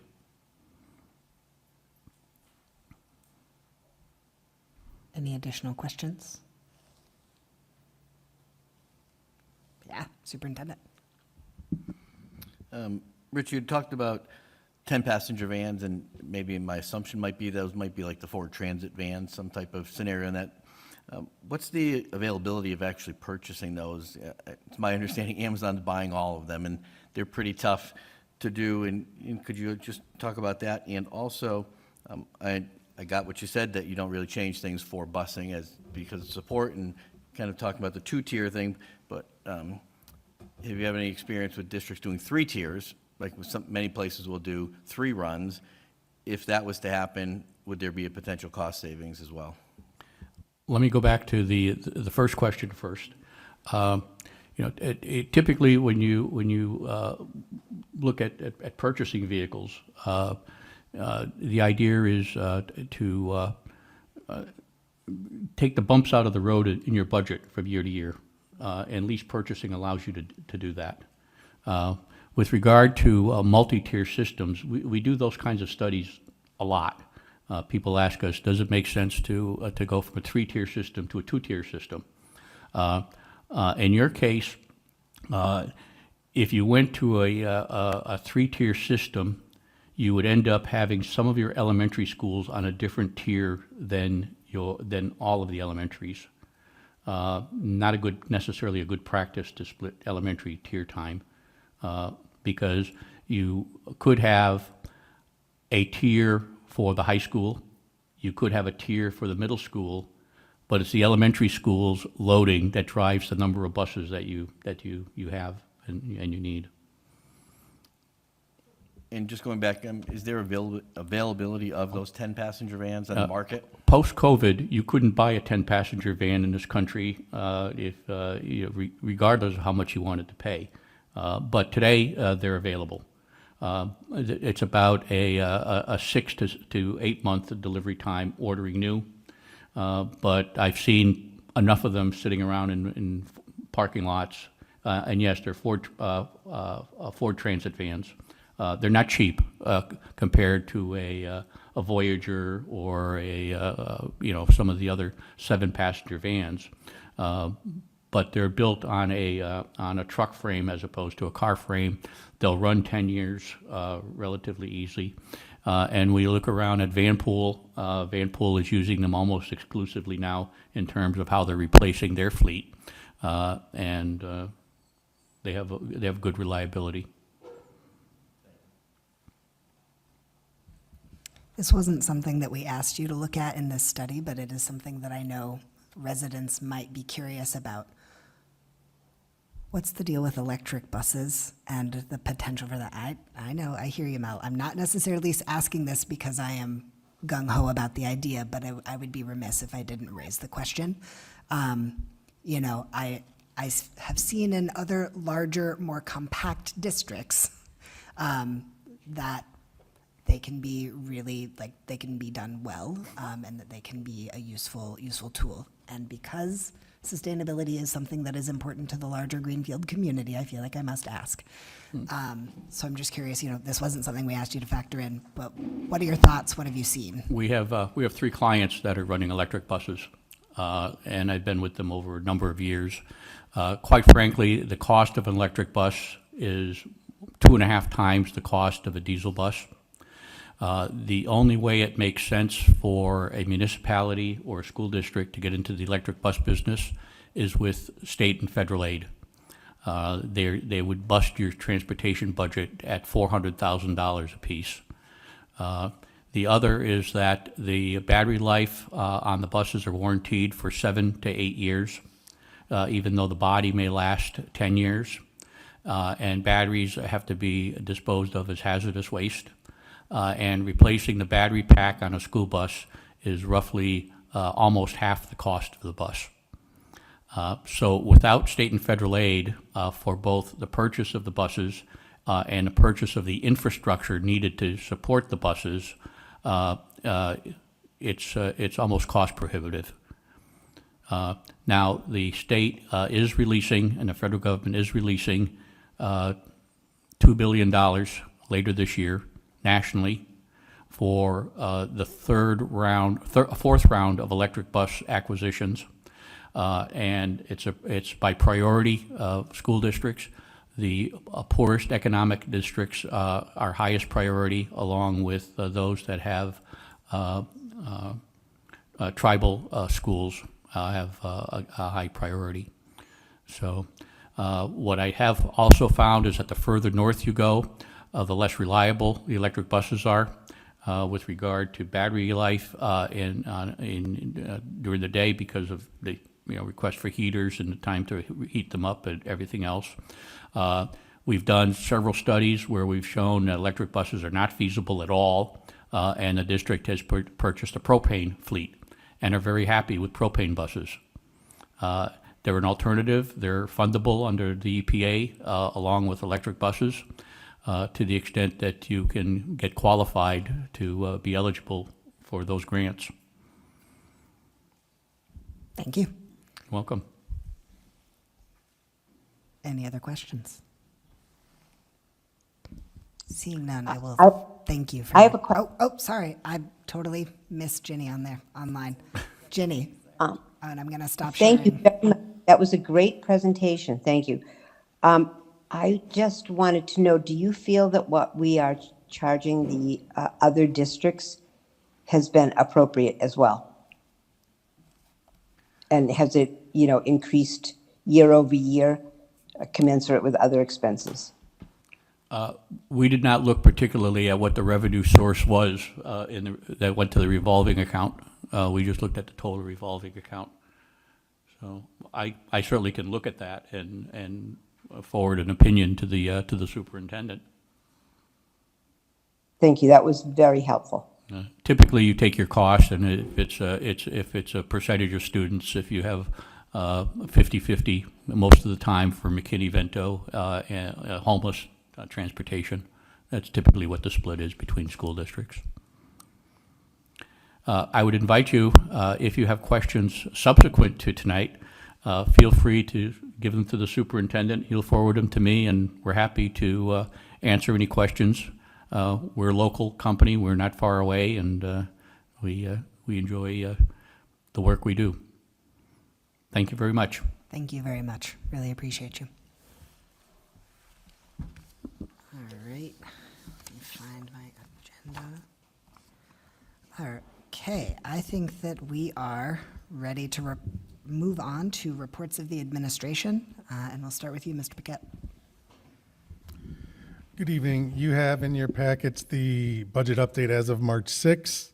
I'll say it's all quiet on the Western Front. We're proceeding ahead, believe it or not, winding down the year, looking at open purchase orders and encumbrances, but you have the status as of that day. And we also have the revolving account report included as well. And just not to be alarmed regarding, in particular, the school lunch revolving account, because there are revenues that when we were reporting this, it just hadn't been posted yet. So that's in a positive balance. I can answer any questions that you might have as of this moment in time. No questions? All right. No questions for the business manager, so I think we'll go ahead and move on to Mr. Sullivan and superintendent. Good evening. You have my report. I do want to point out number 1 and number 3. I included an attachment. So it's the blue hyperlink you can see. On 1 it says slides, and number 3 it says flyer. I won't read the whole thing on number 1 to you. The slides are probably easier to follow, and I think the principals touched on a number of the points around our work around professional learning, specifically around our literacy initiatives. Literacy has been our district-wide focus. This is at least our 3rd year as a district requiring intervention. Considering we have 2 schools in the needs intervention status, we have to have a district instructional priority plan that's submitted to DESE, built around literacy. So we've submitted that the past few years, and our goals this year were really about building school leader capacity to design and deliver professional learning. One of the things last year, in my first year, we heard a lot of feedback from teachers that it felt like vendors were coming in and delivering PD, and then they were leaving, and there was not necessarily this through line through what teachers were getting in professional learning, and being able to follow up with questions. So that's something that we worked really hard at over last spring and summer to plan for, and then continuing to build robust literacy systems and structures. We've talked a lot about our ability to fill certain positions and challenges that come with filling some of those certain positions, and we made a really intentional decision last spring to try to support teachers in building their capacity and building systems that can outlast, hopefully, any one of us in this room, because there is a structure and a system to the way we're doing things. This started last winter when we introduced, and it was optional at the time, our UFly intervention curriculum. And I'll say, like, the K-4 teachers took it in stride, and while I had some questions about how much we put on people's plate, they kept coming back and asking for more, to their credit. I know Ms. Raincourt doesn't want to be doing UFly, and she shouldn't have to be doing UFly as a fourth grade teacher. And this is what we're saying to teachers, like, everybody has bought in, everybody has stepped up to the plate right now. But Ms. Raincourt's right. We shouldn't have to do whole class intervention when students get to fourth grade. Teachers should have most students at grade level. And that's why we focused on building a system, a foundational system that we can build on every year. And I can tell you, there are a handful of classrooms across the district already that have flipped our intervention model. I'll say it's upside down, but it's really right side up. When I was saying last year, 70% of our students were reading below grade level, we talked about this upside down triangle. We've flipped it upside down, flipped it right side up in some places where classroom teachers, everybody they have during intervention block is at or above grade level, and the interventionists, the special educators, the multilingual learner teachers are pulling those students for intervention. Now, our students at grade level and above are still getting an intervention to try to accelerate learning, but there are glimpses across the district in each of the 3 elementary schools that is demonstrating some progress. I think the big shift that and in my report, it talks about teacher mindset, and it's not that the teachers were negative about it. Like I'm saying, they wanted more. They found, as we've started digging into some of the data, right, there was a period where students were taking dibbles, and if you were below or well below grade level, you got pulled for intervention, and everybody got the same thing, and then you went back to class, and the teacher continued to teach the core. As hard as teachers were working, now we've added some diagnostics that allow teachers to dig into the specific reasons why a student might be below or well below, and the resources now allow teachers to target those specific interventions. And I think the mindset shift that I'm talking about is, like, teachers are saying, okay, I want more data on this. Like, the student, I'm seeing them make progress, but they fell off in this area in terms of segmenting digraphs, but they're making progress in segmentation. So, like, what is that about? And they're asking more and looking for more data. And we've also said to teachers, and I don't know that the message was miscommunicated or anything in the past, we've said the intervention time is sacred. Do not give it up. Do not finish the curriculum. Don't use your intervention time to get through the curriculum. Like, the intervention time is that individualized focus. And I've talked with some principals and said, maybe we even need a little bit more intervention time as we're building this foundation, because as students get older, then they have more time with the core content. So there's more information in what I provided in the report. There's more information in the slides in terms of that. And again, I would welcome any of you, if you have questions, please reach out. I'm happy to answer questions and talk through it. Member Deitman and I had a significant conversation about this. Shortly after he was elected, we talked about our approach to literacy in the district, and I'll echo what the principal said. We've made a lot of progress, and there's plenty of work to do. But please, if you want to come, if you're planning to visit the middle school or one of the schools, I'm happy to go with you and talk a little bit about the literacy work that we're doing. Over February vacation, I let folks know prior to the break, this would be our 3rd vacation academy. We offered it in February and April last year. This year we had 37 students from all 3 elementary schools. Teachers provided a blend of academic activities with specials in STEM and phys ed. They had different themes based on the grade levels. Some of them were animal fun. They talked about the 4 seasons in some classes. Some of the teachers tied it into the Olympics. I know the teacher we had for phys ed had been testing out bobsled runs and curling, so they were connecting it to the Olympics, which was going on the week that we were in school. And I think all in all, it was a very positive experience. And I did list the teachers in here and the IAs who worked the program, because it's really a credit to them. It wouldn't happen without them. They're the creative engine that makes it work. They're willing to take on students from different schools that they're not familiar with. And it's like you walk in that Tuesday morning and kids from Federal Street and Newton are coming into Four Corners like, oh, where is this? What is this about? And then literally by the end of day one, they have friends from all 3 schools. They know the teachers know them. So it's been a really positive experience, and we're already planning for the April break.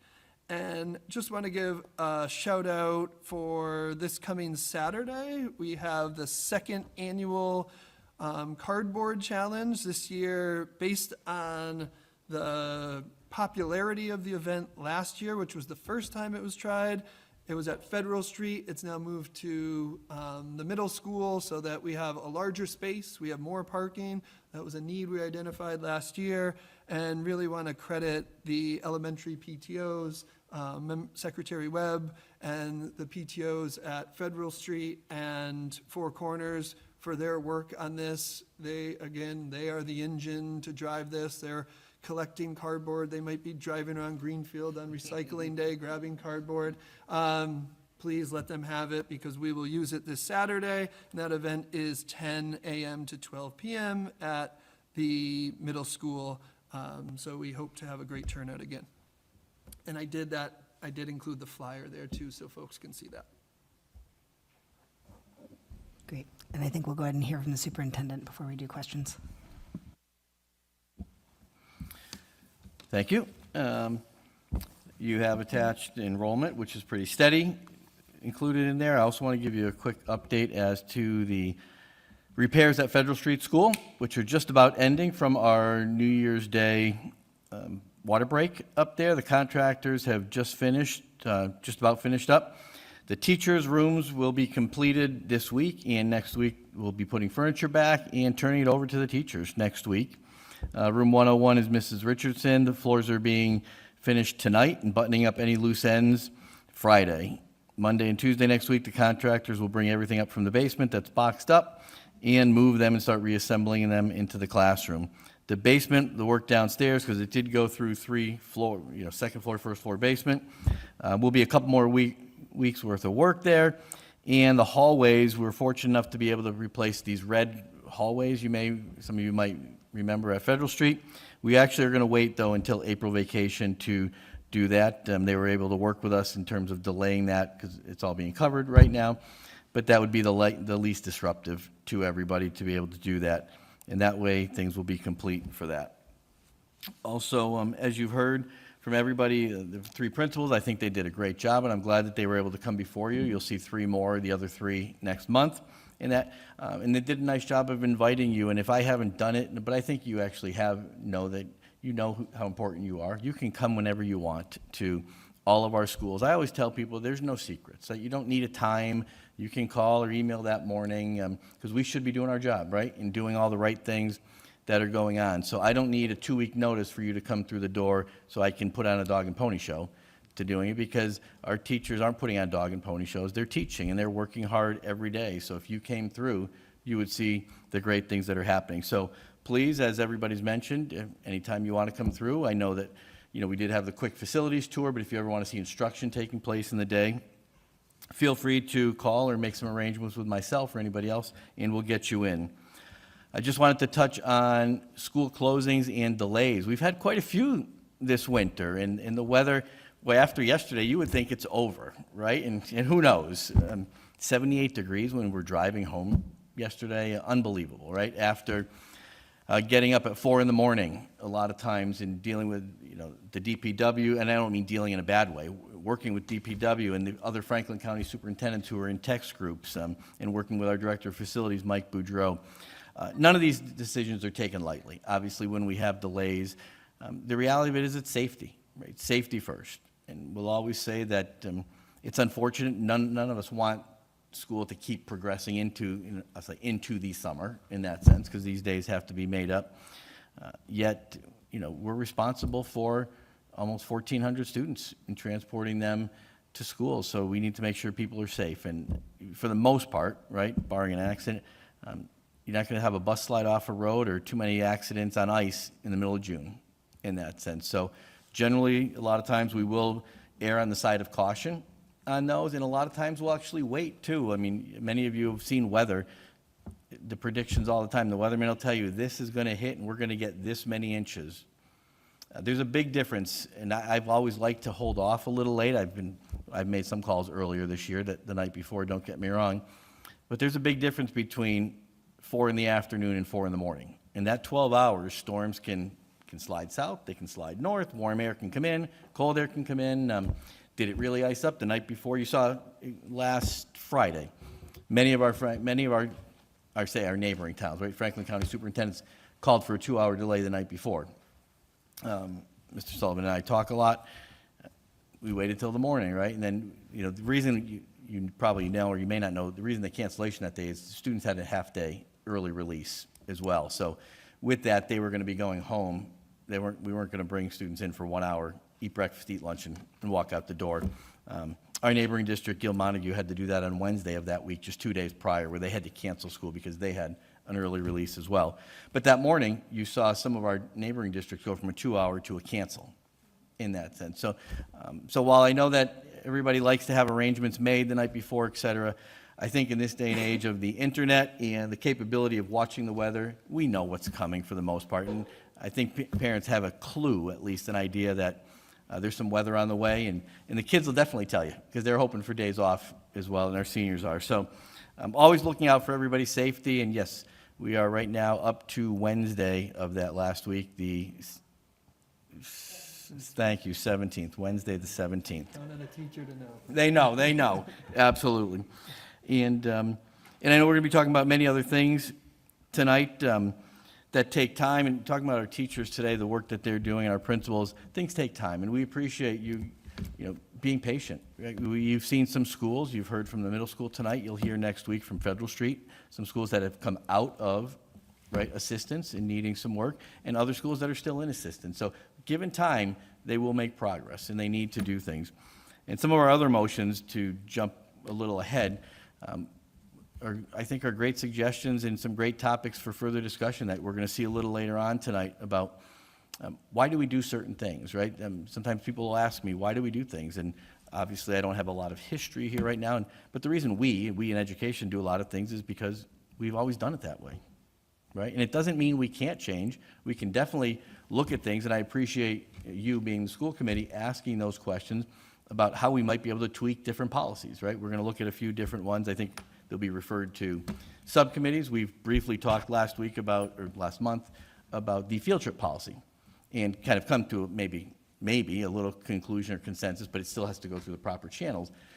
So just because things have been done that way doesn't mean they always have to continue to be done that way, but that is the reason why they're done, right? People have set precedent, and we have policies, so we can always look for better ways to tweak or get some answers and have some rationale behind that. So thank you for that. And once again, I know that the mayor is online tonight. I'm continuing to be impressed. I was mentioning to my wife the other night that your attendance at these meetings is excellent. Not even just good, it's excellent. The fact that everybody shows up and gives of your time, so thank you for that. That doesn't generally happen at a lot of other districts.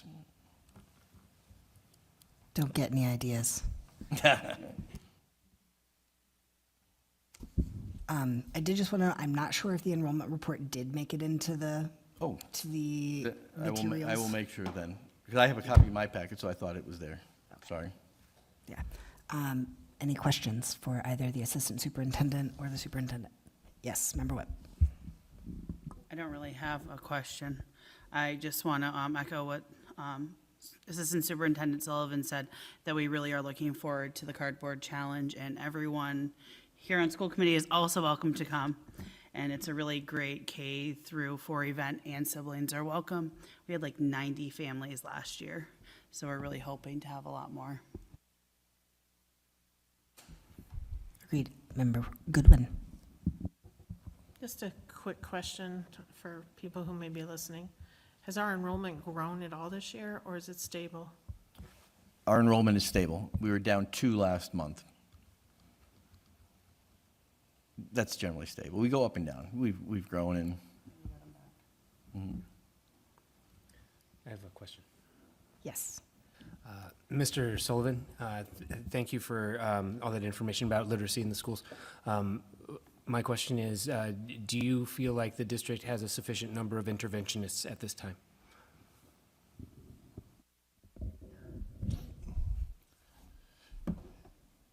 It's a challenging question. I think we do have a sufficient number of interventionists because we're building the capacity of our teachers to serve that gap. And we have intervention positions that have been posted for 2 years that we haven't been able to fill. So I guess double-edged sword, but I think we've tried to take a practical approach to the challenge of filling those positions.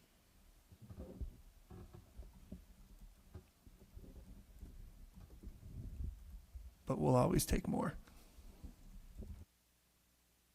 All right. I also just wanted to really thank you for providing us with this PowerPoint that includes a lot of rich data that we can use. I just really appreciate the transparency, and I just feel like between your PowerPoint and Principal Fenimore's PowerPoint, I'm like, give me more PowerPoints. I love to see them. So just really wanting to positively reinforce and positively encourage more of this. Thank you. Appreciate the feedback. Thank you. Any others? Any others? All right, seeing none, thank you, administrators. And at this time, I think we can move on to our consent agenda. A little bit of a typo. I don't think we had an item B, or if we did, we removed it to somewhere else. So, looking for a motion to approve the consent agenda as listed. However, are there any members that would wish to remove an item from the consent agenda? Okay, seeing none, I put forward the motion to approve the consent agenda as presented. Second. All right, motion from Chair Sexton, second from Member Goodwin. I think because we've got a member online, every vote needs to be a roll call vote. Yep. Member Goodwin? Yes. Chair Sexton? Yep. Secretary Webb, yes. Vice Chair Childs? Yes. Member Deneve? Yes. Mayor Disorder? Yes. Member Deitman? Yes. Motion passes unanimously. Just looking at the way that our agenda is structured, we usually have a break available to us at 8:30. I don't know if we're going to be able to get through the school committee reports in 7 minutes. So I would like to know, just a quick poll for members. Would you rather have a break now or after the school committee reports? Yeah? My opinion is now, so we can also figure out what our community members still here are looking for and possibly bump that up in the agenda so that we don't have people waiting till 9:30 at night. Great. Any objections? All right, let's have a quick 5-minute break. We'll come back at 8:28.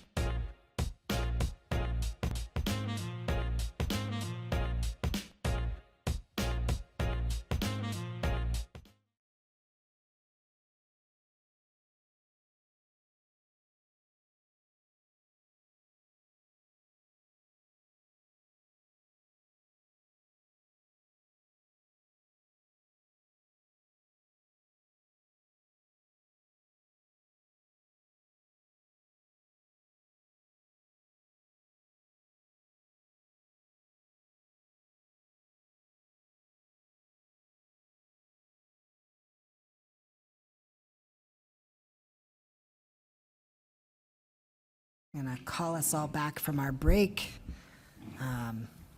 Hope you enjoyed either walking around, talking to people, eating banana, whatever it was that you were doing during that break. Hope it refreshed you a little bit. All right, school committee reports. We'll start with the chair's report. The biggest thing that I have to offer to you is the subcommittee descriptions. Did folks have a chance to read through those? I see a yes and a no. Maybe some maybes. All right. Do I even have them pulled up? I do not. In general, like, this was my best first pass based on what I know these subcommittees to do. So I've included the executive subcommittee, policy program and school committee handbook subcommittee, budget finance and warrant subcommittee, and the community engagement subcommittee. Those are our 4 sort of standing, all the permanent subcommittees. And then I included also an ad hoc long-term facilities use advisory subcommittee description. However, that subcommittee needs to be voted on in order to exist, so sort of like leave that as a nebulous maybe. At this point, I think they're fairly comprehensive, but I would like to give each of these subcommittees an opportunity to basically compare this against what you know your work to be. Bring that back, and maybe we can meet in the middle. I think they're fairly comprehensive. I do know that once we have settled descriptions for, at the very least, the 4 permanent subcommittees, those can live as a sort of addendum in our policy handbook. That's just an ongoing description. That way, not only would the public know what our jobs are, but we would know, future folks would know, and it would just be there for all members to see. So that's my report on that. Any questions for me? Yes, Member Deneve. You did not include the ad hoc redistricting and re-envisioning our school subcommittee. Yes, thank you. I will share that one of the reasons that I did not include that is because I do intend to ask for us to dissolve that subcommittee and replace it with this other ad hoc long-term facilities planning.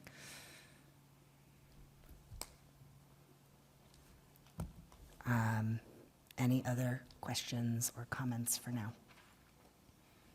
So what I am asking is for each subcommittee to take their description back to themselves, discuss, please, at the next time you meet, and then come back in April, assuming you meet between now and our April meeting, with like, yeah, good to go, or here's some changes we would like to see.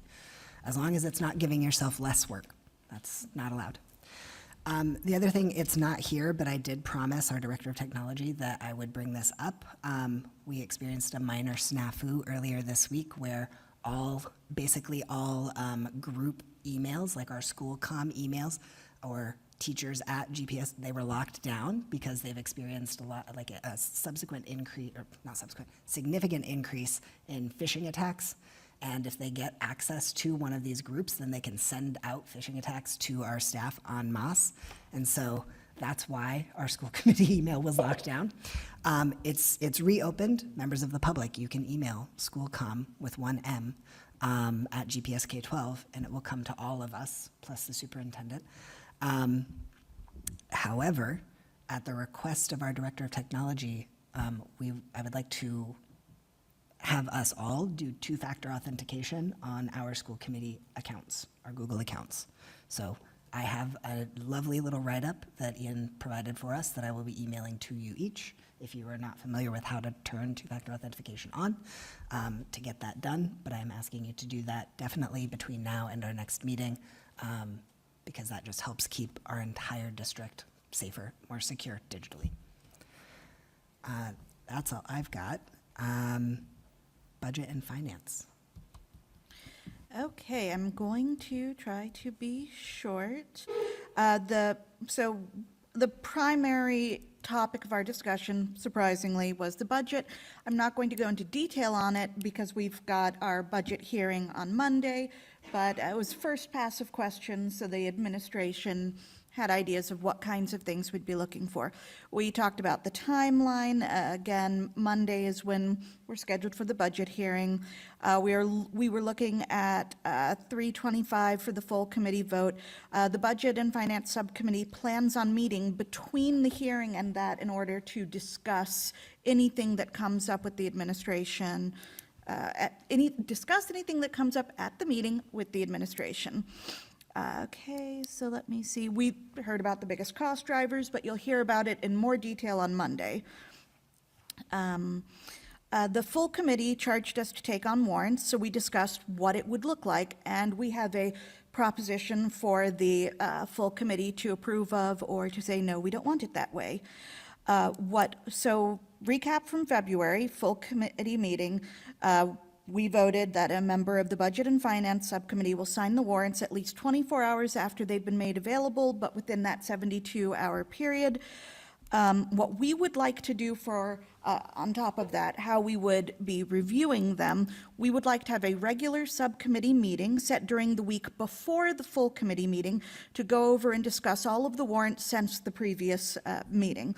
From this warrants meeting, we will provide as meeting materials for the full committee the full contents of all of the warrants that were signed and discussed in that month period, and a cover sheet where we would flag any questions, concerns, or explanations that arise during our discussion of the warrants. We voted unanimously to submit this plan to the full committee, and if approved, we would implement it for the April full meeting. So with that, I move that the school committee approve of the Budget and Finance Subcommittee's recommendations for warrant discussion and presentation at the regular monthly meeting. Second? All right, we've got a motion from Member Childs, a second from Member Goodwin. Discussion on this.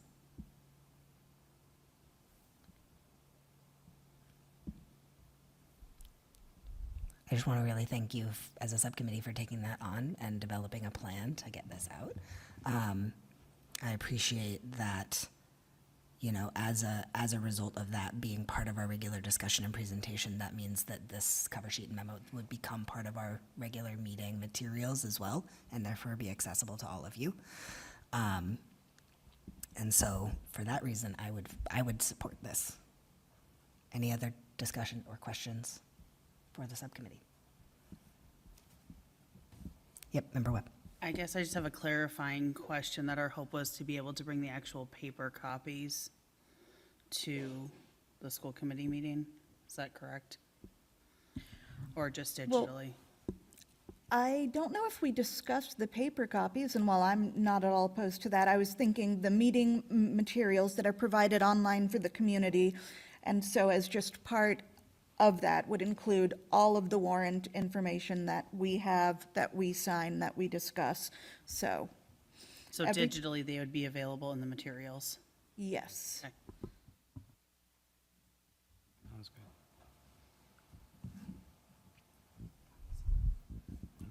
Any other questions? All right, I say we move to a vote. Would you please call the roll? Member Goodwin? Yes. Chair Sexton? Yes. Secretary Webb, I'm a yes. Vice Chair Childs? Yes. Member DeNeve? Yes. Mayor DeSorger? Yes. Member Deitman? Yes. All right, that motion passes unanimously.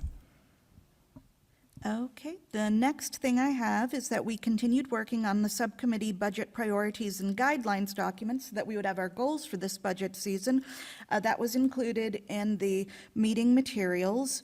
I don't know if you want me to walk through every last thing or just jump to the question where we did not have a consensus and felt that it would be better that the full committee weigh in because it was a charge.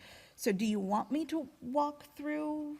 I think it would be good to hear what your pros, cons questions were, so that we're not duplicating the discussion you've already had. Do you mean for the question we had or the full document? Because I was asking if I should walk through the full document of our budget guidelines and priorities, versus just the question we have. Yeah, I mean, I'll just yeah, walk us through it. abbreviated. So curriculum and instruction was, of course, a priority. A lot of it is continuing to support the high-quality instructional materials and assessment tools that the district has adopted because they have ongoing costs. Continuing to invest in programs that are working really well, like expanding the restorative justice pilot that's been doing wonderfully at Federal Street School because we want. And also, we've got other programs, anti-bullying programs at other schools that it's working there. We want to expand it, grow those programs. So that's the kind of things under curriculum and instruction. And of course, to maintain and expand art and music and get long-term stability in these areas. Second priority that we have listed is staffing and volunteers. We want to maintain a level of staffing needed to have small class sizes and have the individual support students need. Don't think that's controversial. And that's where we do have, in that category is where our question is, which I'll ask after this, and it's if we should add a grant writer to the FY27 budget. And third category we had was professional development. A lot of it's provide needed resources to support staff in teaching neurodivergent students, consistency of IEP implementation, resources to support staff in English learner populations, just the areas that we've identified as groups that we really want to work with and improve the way we work with. Then the last category, transportation. We want to make sure that we continue to have our equitable access to sports and extracurricular activities and to increase accessibility for parent engagement in district activities, which we heard a little bit from Principal Fenimore tonight about how the middle school has been doing that and how that has helped families participate in programs that they otherwise would not have gotten into. And then at the bottom of it, we have our assumptions and guidance. A lot of it is just, here are the laws, here are the legal mandates, we are going to follow the law, we are going to use the best available information we have, we're going to prioritize the welfare of our kids, we're going to be responsible with money, you know, that kind of thing. So going back to that question, so the grant writer was a topic of discussion at the meeting, and the question that I'd like the full committee to weigh in on is, should we add a grant writer? The pro to that is if you have a good grant writer, they will more than pay for their own salary. There were some cons brought up at the meeting, though, such as we already do have a fair amount of grants coming and going, and those grants also require personnel to implement them. So there was the capacity question of, you know, you get the grants, but can you use them? And then the bigger con was, yes, a grant writer is a good idea long-term, but when you have a kid who has a literacy crisis, do they need a grant writer right now, or do they need their literacy person right now? So it's not that a grant writer is a bad idea, it's that are there more urgent needs that should be prioritized in a lean budget year above the grant writer? And again, on the other side, the grant writer brings in more money, so you have more money to do these other things. So yes, that is what we would like committee input on.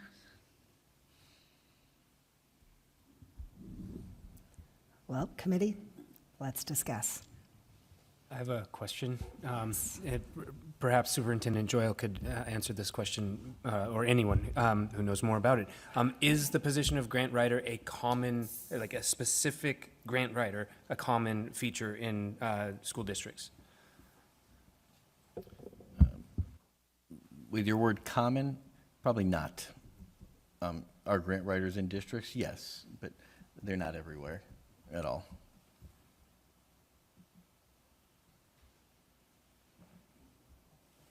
Member Dini? Our de facto grant writer is Stephen Sullivan. And all of the assistant superintendents that have come before you have also been grant writers.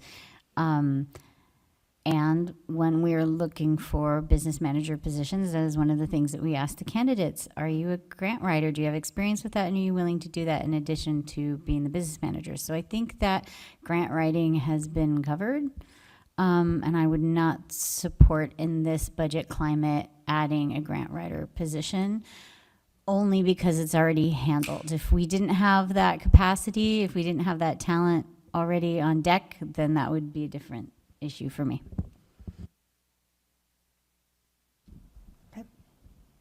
Other thoughts, questions? Yeah, Member Goodwin. I would go back to Member Deitman's question. Districts that don't have a lot of poverty, grant writers, they know they're not going to get funds. A district that has a high level of poverty often seeks a grant writer because they have the numbers to go to Worcester and shake hands and get funding. Greenfield survived bankruptcy with an expanded learning time grant. Those people, they're still here in Greenfield. You know, you can talk to Joe Ruscio. You know, it's going to Worcester, it's going places and advocating for Greenfield. The poverty in Greenfield makes us able to access grant funds. And unless you have somebody actively out there doing that, you're leaving money on the table. There is, as a principal in Greenfield, I wrote grants, $50,000 innovation grant, Links to Library grant, a grant with the food pantry. Has to be an expectation of grant writing. We've lost that. We had a full-time grant writer, and she made her money double. We also had a grant with Deerfield, which I was part of. So I would say to you, as a taxpayer in this town, if there is a way to spend somebody else's money, I am there. And if you hire somebody, and I was hired and told in North Adams, where we had $6 million worth of grants in high poverty, that you make your salary and more or you lose your job. And I think if ever there was a time, as we're looking at a 7% increase in our budget, to add somebody who can bring in things that we may need, we lost a lot of money. Grants were let go 6 years ago. There was like, we don't need them. That money paid for so many things in Greenfield. We lost a lot of things. It paid for swimming lessons at the elementary school. It paid for the Chromebooks. Without the amazing Gary Tajin, who had boxes of Chromebooks from our ELT money, we would not have survived the pandemic because we would have had nothing to give out. So all of the things mentioned tonight, you know, at the middle school, their seeds were out of our expanded learning time grant. We were required to explore those other things. Some of the things that are in existence, they're not our taxpayers' money. They came from a grant. We were the only schools in Western Mass to get millions of dollars for an expanded learning time grant. So what I'm saying to you is, without someone who's politically aware, drives to Worcester a lot, and says, hey, there's this place called Western Mass, and we need your money, we're just, again, I look at everything that we're asking for, and do our schools deserve it? Absolutely. But our taxpayers, we are also, and I got this number from somebody during the election, we are the lowest in the whole state of Massachusetts at bringing in money to our city based on business. We are at the bottom of the chart. And so everything is falling on a taxpayer. Businesses are not bringing money in. And so I think a grant writer, I mean, it's worth a try. If it doesn't work out, it doesn't work out. If you vote it down, you vote it down. But I just think in today's world, it's a way to accomplish things that we may not be able to afford. All right, I'm going to go with Member Webb because you haven't spoken yet in this discussion, and then come back to Member Deneve. I actually have a question. I guess this is more for Andy. Is it realistic to ask that of a business manager to also write grants?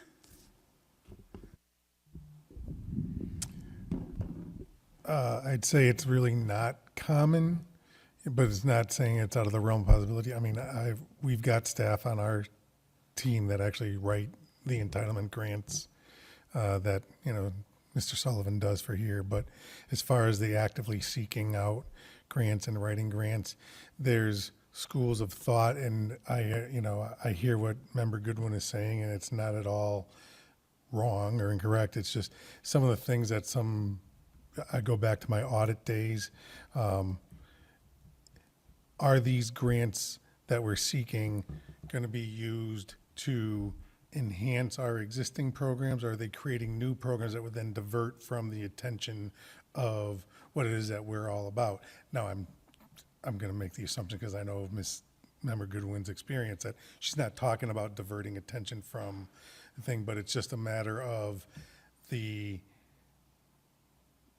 goal of what it is that these other grants are. The Expanded Learning Time grant was a phenomenal grant that this district received, and it brought in a lot and created a lot of program stuff. But what is out there, and then does it then potentially divert from the other things? And again, that's beyond my purview as far as even a business manager goes. But long answer to your question is, business managers, I can tell you, do not do a lot of grant writing. Okay. They help out with the grant management side of things as far as the financial side. But because you're talking about, you know, writing what it is as far as educational goals and objectives, you know, we're numbers people. So. Thank you. Member Deneve? The day that Superintendent Judith Houle canceled the ELT grant was the day that I decided to run for the school committee. I come from the flagship school of that grant. The school that I came from before Massachusetts was the one that really created that grant and got it off the ground. And so I'm very familiar with that grant and had been a recipient of its many wonderful advantages for several years. So when I saw that they gave away that grant without talking to the community, without having listening sessions about that, I became very angry, and that is why I ran. I took a course with Kate Martini from the Massachusetts Association of School Business Officials, and we took a how to hire a school business officer course. And one of the things that they suggested was that we specifically ask about grant writing. So that is where that came from, and that is why we talked about it and have asked candidates if they have experience with it, and every candidate we spoke to said yes, and it wasn't a problem. I do believe we're now in the many millions of dollars of grants. Is that correct, Assistant Superintendent? Do you know what the amount is so far? Last time we talked, it was like 2.5 million or something. I was going to say, I think the last report that we had done on it last fall was 2.4 million over a 16-month period. Yeah, and there was a time when former Superintendent Pat Node, when she was the Assistant Superintendent, got $5 million worth of grants. This is something that we cover, and I'm not opposed to having positions for the things that we need. Like, let's pay people to do the things that would most benefit us. But we also have people making a lot of statements about how they do not like the money that we're paying for the administration. Well, the administration is making their money over, they're already making their money by writing grants. So I just don't really see why in this particular climate, when we're about to hear probably about how we don't have enough money to do anything, is what I'm guessing is about to happen in 10 minutes, why we would want to hire grant writers. So I just don't see what the problem statement is. So I guess I'd like to hear what is the problem? What is the specific target amount that you think that you could get a grant writer to go for? What kinds of grants would you want them to go after? Grants come with stipulations. So you could get one, but it could mean that you have to do X, Y, and Z in order to maintain it or deserve it or, satisfy it. that also takes maintenance and awareness. So I think that it's a fairly nuanced problem, and I think that we have what we can get covered, and I think that I strongly trust our administration to continue to go after the grants that will benefit our community the most. And if there are some that are out there that we need to get, I'd like to see a detailed description of those and the likelihood that we could get them based on the salary required to hire a grant writer. Thank you. All right. Any other comments, questions? Are we ready to vote? Oh, are we doing a vote? Does this require a vote? Well, This isn't formulated as a motion per se. it wasn't formulated as a motion, it was less formal it was a temperature check to see what the will of the committee was before saying, yes, we, the subcommittee, are directing the superintendent to include this in the budget. So could a less formal vote? Like a straw poll? Yeah, straw poll. Okay. But do we have a number first? I mean, if we're asking, I mean, we don't even have a number of what this would cost, so. Yeah, I mean, we don't have a position description. We don't have a sort of really much to go on about what this role would be. Yep. I think it was more like Member Child said, or Vice Chair Child said, just to like test the waters and see if this was something we wanted to pursue, to come back with numbers of how much this would be for the benefits. All right. Okay. I move that the full committee direct the Budget and Finance Subcommittee to investigate how much this would cost, what the average salary rate is, and what amounts a grant writer could possibly bring to the district. That's very wordy, and I'm sorry, but we could workshop that up. But that's my motion. Go find. How about Budget and Finance, go find. cost benefit analysis kind of a deal? Go find cost benefit analysis. All right, that's a formal motion. I'll second that. Great, we've got a second from Member Childs. Any discussion on that motion? Yeah. So the one thing I will say that I think with our budget hearing literally next week, does mean that we will not be asking for this in FY '27 as part of the budget that is about to come before us. I think that's a safe assumption. logistically. Yep. It's good information to have. Okay. You're just getting ready to call the. No, I mean, I think it's something I understand that this is not something we're looking for the 26, 27 budget, but maybe the 27, 28, or maybe I'm doing that wrong in my brain. We're heading into. Like next year, not like this coming year, but the year after. Yeah, we're heading into FY '27, which spans academic year 27, 28. Yes. No, 26, 27. 27. That's, yeah. Okay, I had it right. All right, you did. You did. You're good. Okay. All right. Please call the roll. I'm really confused right now. We have a motion on the table to direct the Budget and Finance Subcommittee to go do a cost-benefit analysis of getting a grant writer, not for this budget, but for the 28 FY budget? '28 budget. Okay. Thank you for clarifying that for me. Yep. Member Goodwin, Yes. Chair Sexton, Yeah? Secretary Webb, I'm a yes. Vice Chair Childs, Yes. Member Deneve, Yes. Mayor DeSorger, Yes. and Member Deitman. Yes. Passes unanimously. And the last thing under Budget and Finance Subcommittee report comes from Member Goodwin, so I'm going to pass it to her. The agenda lists your motion to direct the superintendent to post for a district registrar. So this motion is based on the fact that we need to follow the money. So school districts get their funds from the state based on data that is entered into PowerSchool. The data is entered in many, many places by trained people who know the community through the registration process. So they walk into central office, and in many cases, they register with one person. Person, does everything from, you need a birth certificate, proof of residency, health records. They coordinate all of that. They contact the schools. They do that work, and all of that is entered into PowerSchool and monitored by the schools.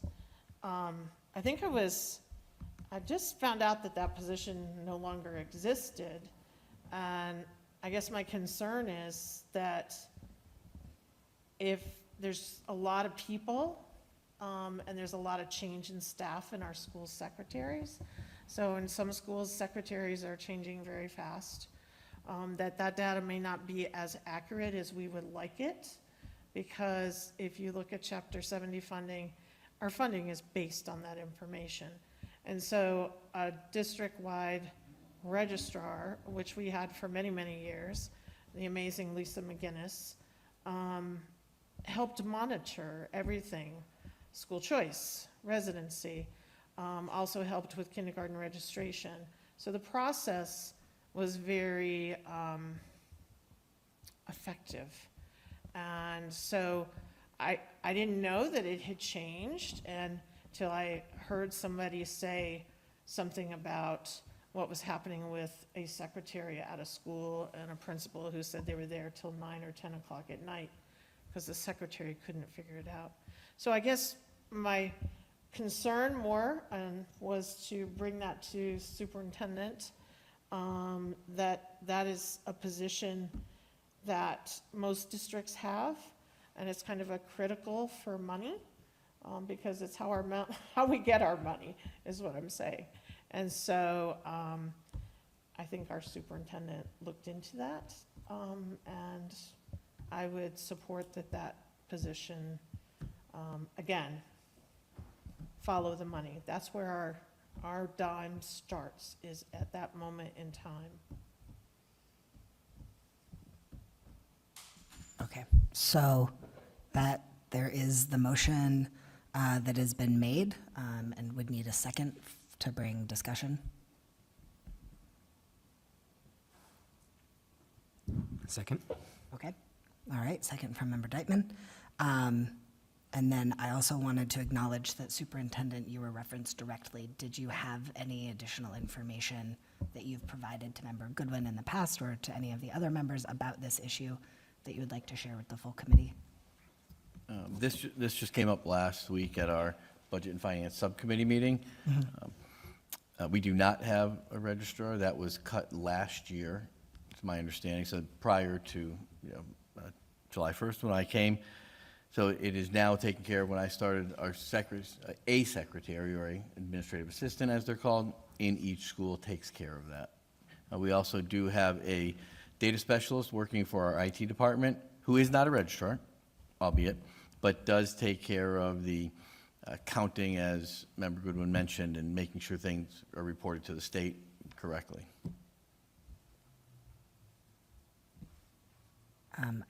I've got a question, and then Member Denny.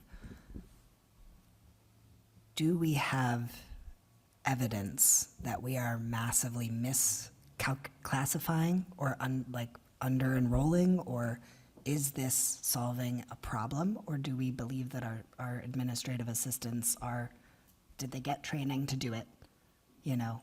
Is there actually a lot of shuffle among our administrative assistants that would lead me to fear that knowledge is getting lost?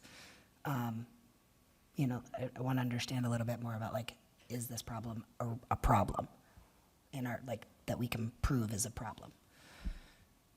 That was my question. What's the problem? So Okay, my question can be withdrawn because my question is your question. okay. Do you have another question or a I response? have a response. Okay, I'm more than happy to give a direct response on this one. During kindergarten registration, there was some confusion, and one of our PTO members actually stepped in and was helping do registration of kindergartners at kindergarten meet and greet with families. I've also seen some chaos happening in the office when we are getting some kids registered. But then if you go to the AEL side, you have the admin assistant over there who is amazing at doing registration, and she is also amazing at making sure kids at AEL are registered for kindergarten. So I think it's just maybe providing our admins with proper training to do the job.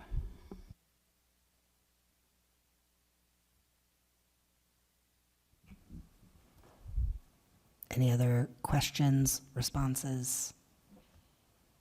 Yeah, Member Goodwin and then Member Deneve. So one of the things that having a district registrar is I call it institutional knowledge.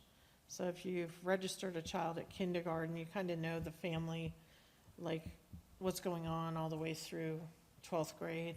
And you also know about the siblings. So if all of a sudden a school reports one child has moved to Athol, you're now thinking that there may be 3 others. Maybe all of a sudden a child is in the custody of DCF, then maybe the siblings as well. I mean, it's an amazing job, and it is a hard job. And I think as a district, it's really been helpful, especially with our subpopulations, keeping track. We have to do child find, and a lot of times it's the registrar who's keeping track of a child who moved to Orange or a child who moved out of state, and all of that needs to be reported. And you're supposed to keep student records for children who just all of a sudden quietly disappear. And it's the registrar who maintains those records. I've been subpoenaed as a student record holder. It's a thing. You think of colleges, you know, the registrar. It is a person who maintains those records. How long do we keep those records? There's a lot of law included in it, so I think it's something, I think we're just missing an opportunity. You know, when do we destroy records? When do we put it in the newspaper, we're going to destroy your records? All of that is part of the registrar's job. So and I don't know if that's been assigned to someone else to do all of child find and all of the records or not.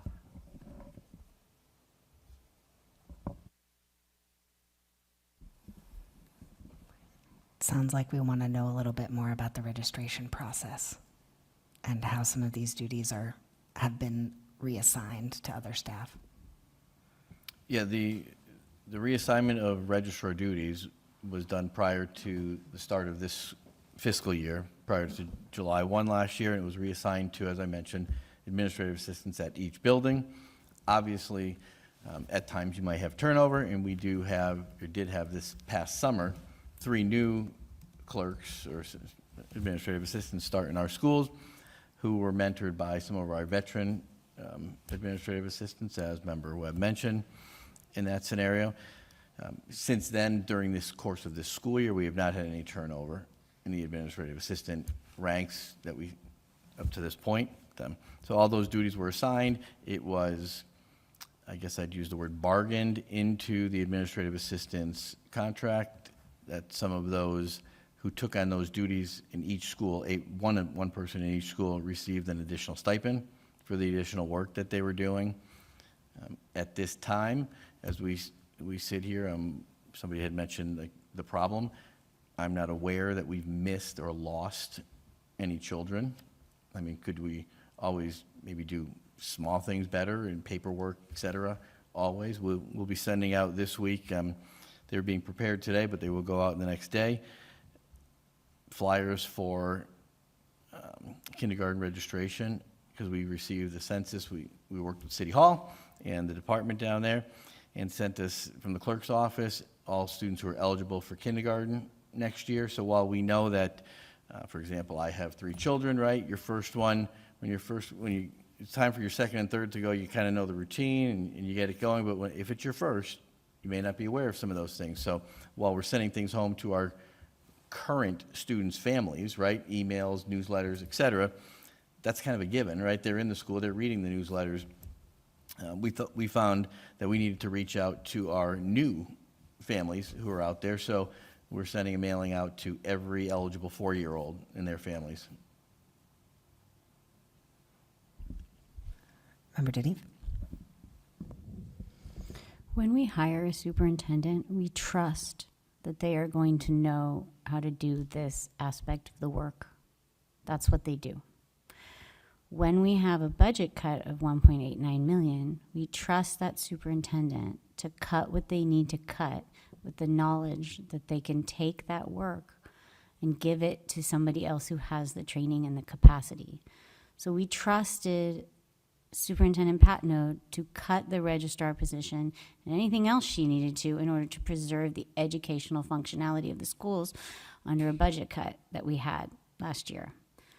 So we trusted her to move that work along to who she knew would handle it, and I trust that Superintendent Joyle is not losing records or misreporting things to the state, because that's his job and we hired him to do that job. And I fear that by having these discussions, we are descending into micromanagement of the day-to-day operations, which is not our purview or our job as a school committee. We are the macro view.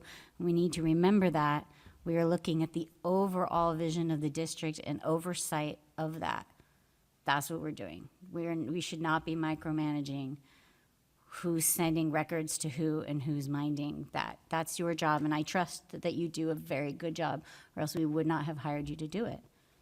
So I can't support hiring a registrar because I think we're about to hear about some budget woes.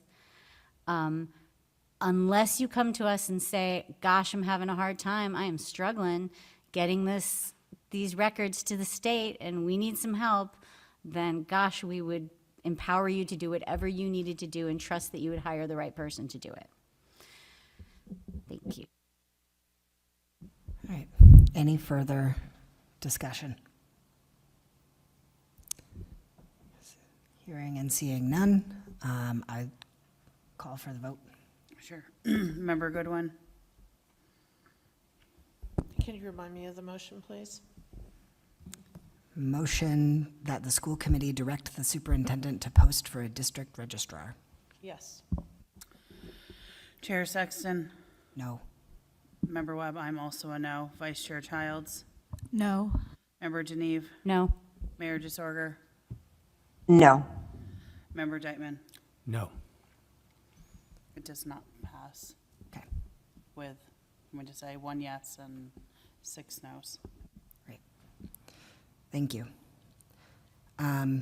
Now on the agenda, we have a special report from Mayor DeSorger as a request about the city fiscal year 2027 budget. And for those following along at home, the document you want to be looking at is called Copy of 2026-02-24 Ways and Means Presentation. The title of that document on the document is Tax Rate Recapitalizations Sheet. And I will be sharing my screen so that folks online can be looking at it as well. And members should have access to it in your folder. Thank you. Correct. It's, as far as I'm aware, just these tables. And I will turn it over to Mayor DeSorger with just a humble ask that you keep it, 5 to 10 minutes at most. 5 minutes, I promise. Thank you. I shared this with the superintendent as well as Ways and Means, and the superintendent thought it might be good for you to have this information as well. So as you can see from the first page, our total operating budget was $67,925,100 last year.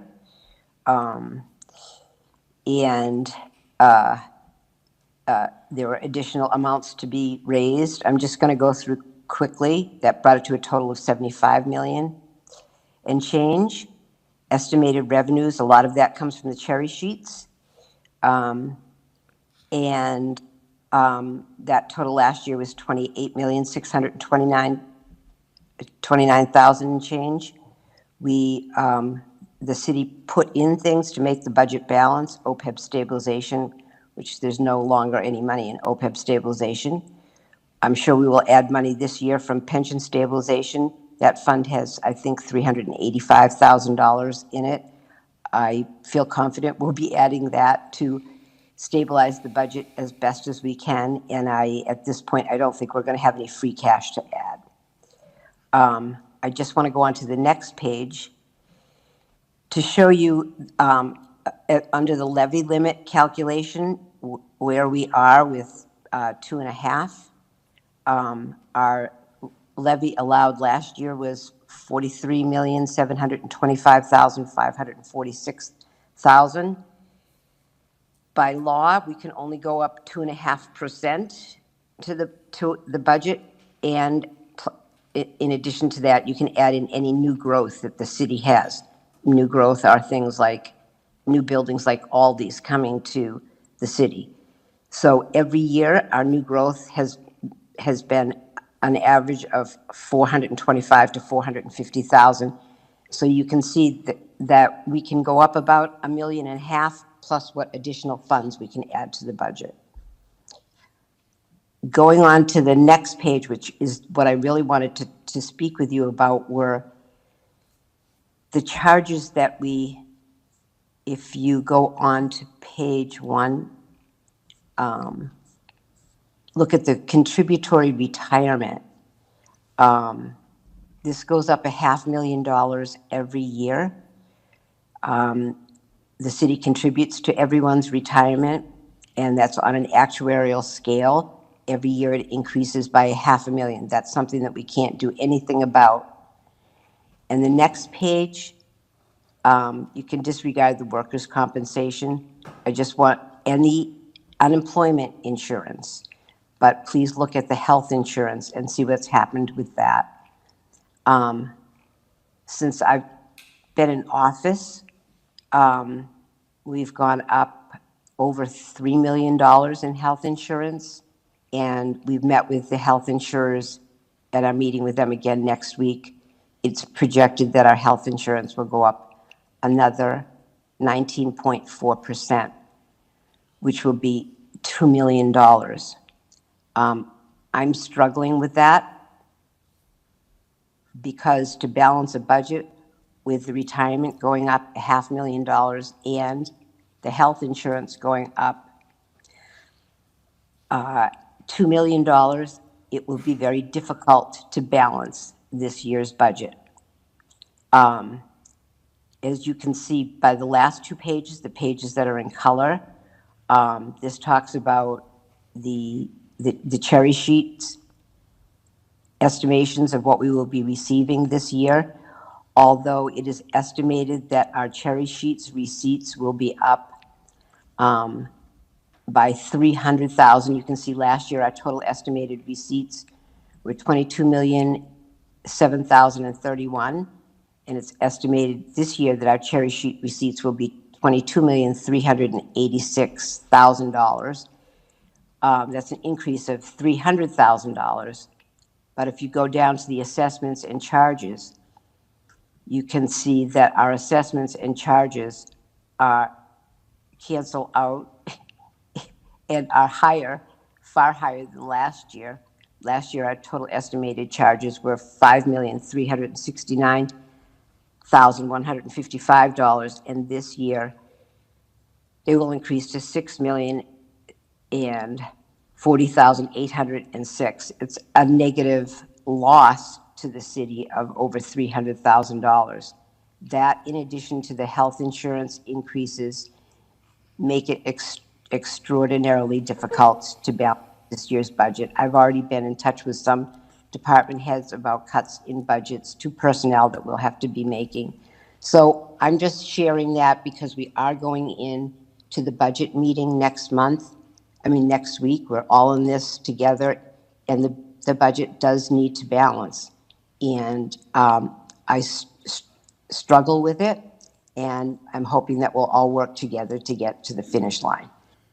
If you have any questions for me, I'm happy to answer them. But I know it's been a long night. Thank you. Thank you, Mayor. All right, I see Member Goodwin and then Member Deneve. So I'm gonna now stop that we're sharing. all depressed, but I think,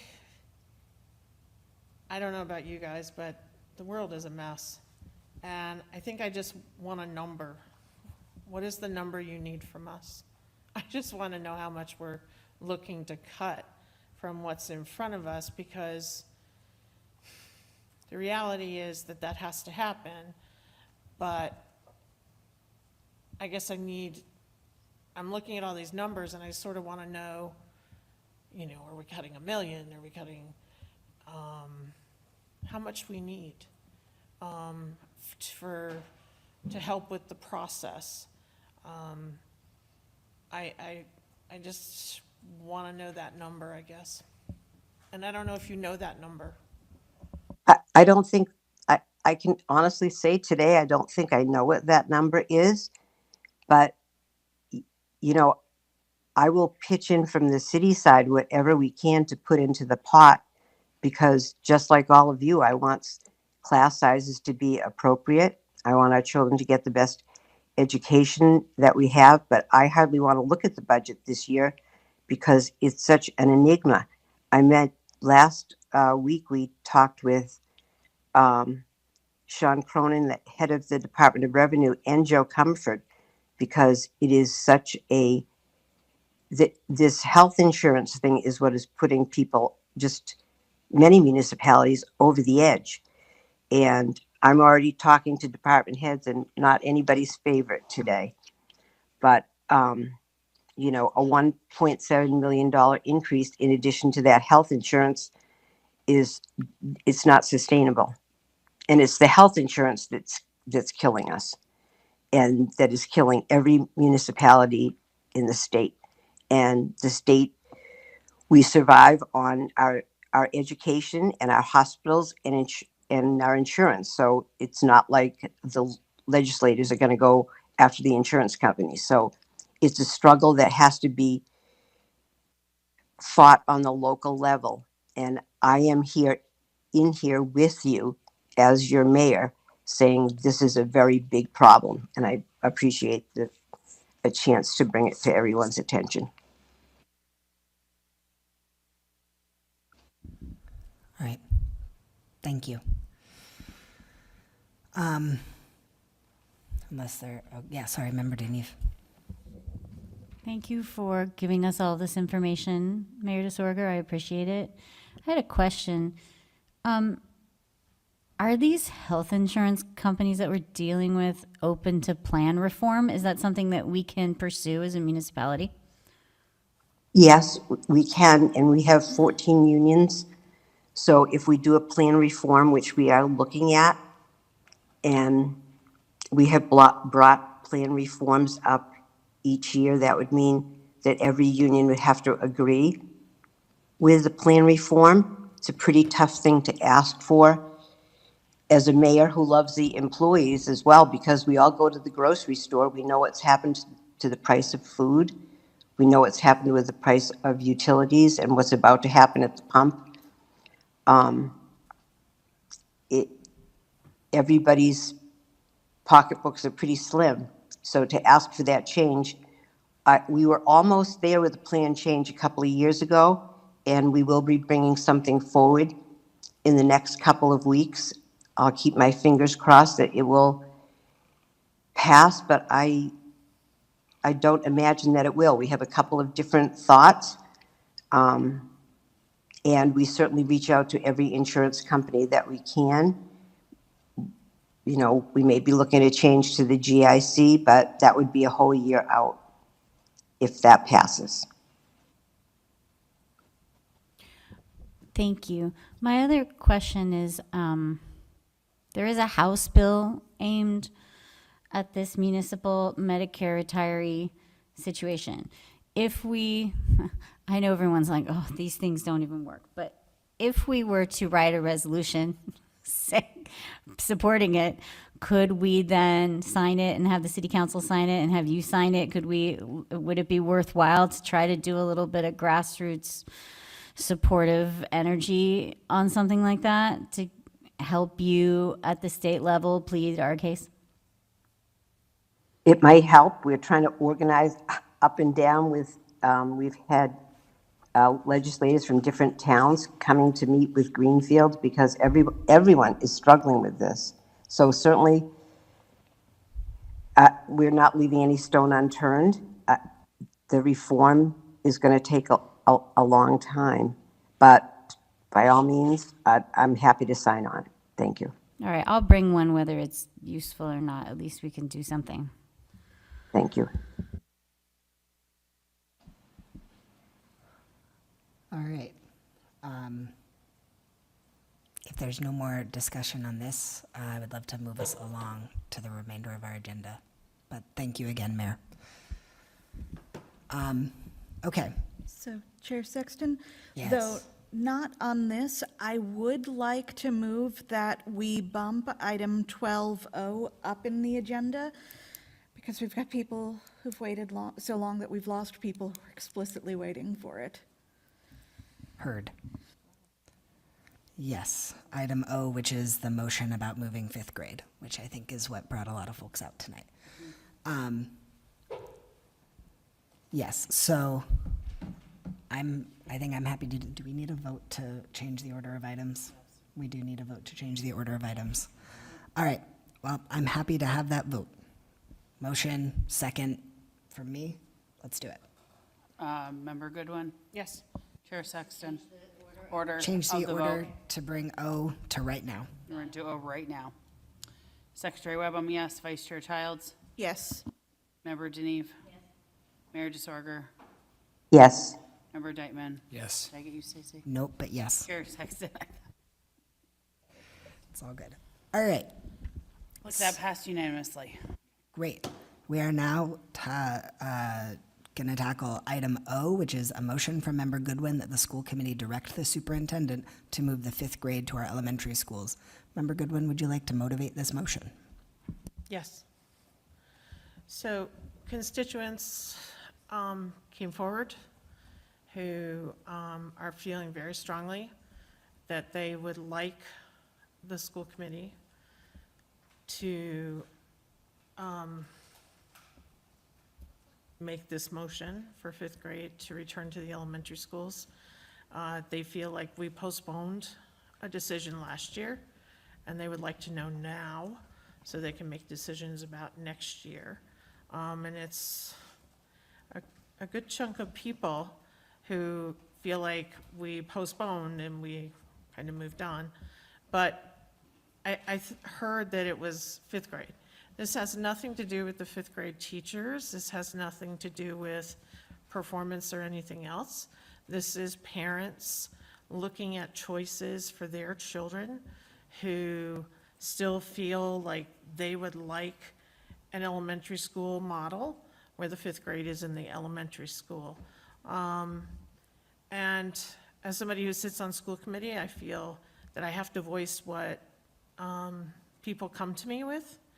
And I did my student teaching in 5th grade, and I spent a lot of time at the middle school.